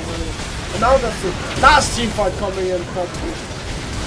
Heresy's trying to go on to Jinx and Jinx, but Jinx and Jinx are taking them all down. And that's already 3 man being taken down by World Esports. And only the Kiwi and C-Lame are back. C-Lame just standing on the back, same as the Kiwi. There's no way that they're going to be able to defend against. Wow! C-Lame just gets bursted out of it. And that's going to be the last game of the day, guys. GTS Fury wins against World Esports in this best of 3 series. Well played. And it's just GGS, they pulled so far ahead. They really had such a good game, because once again it was the mid lane where they just snowballed from. Anyways guys, this is going to do it for today for me, so thank you all for watching, and I will see you next time.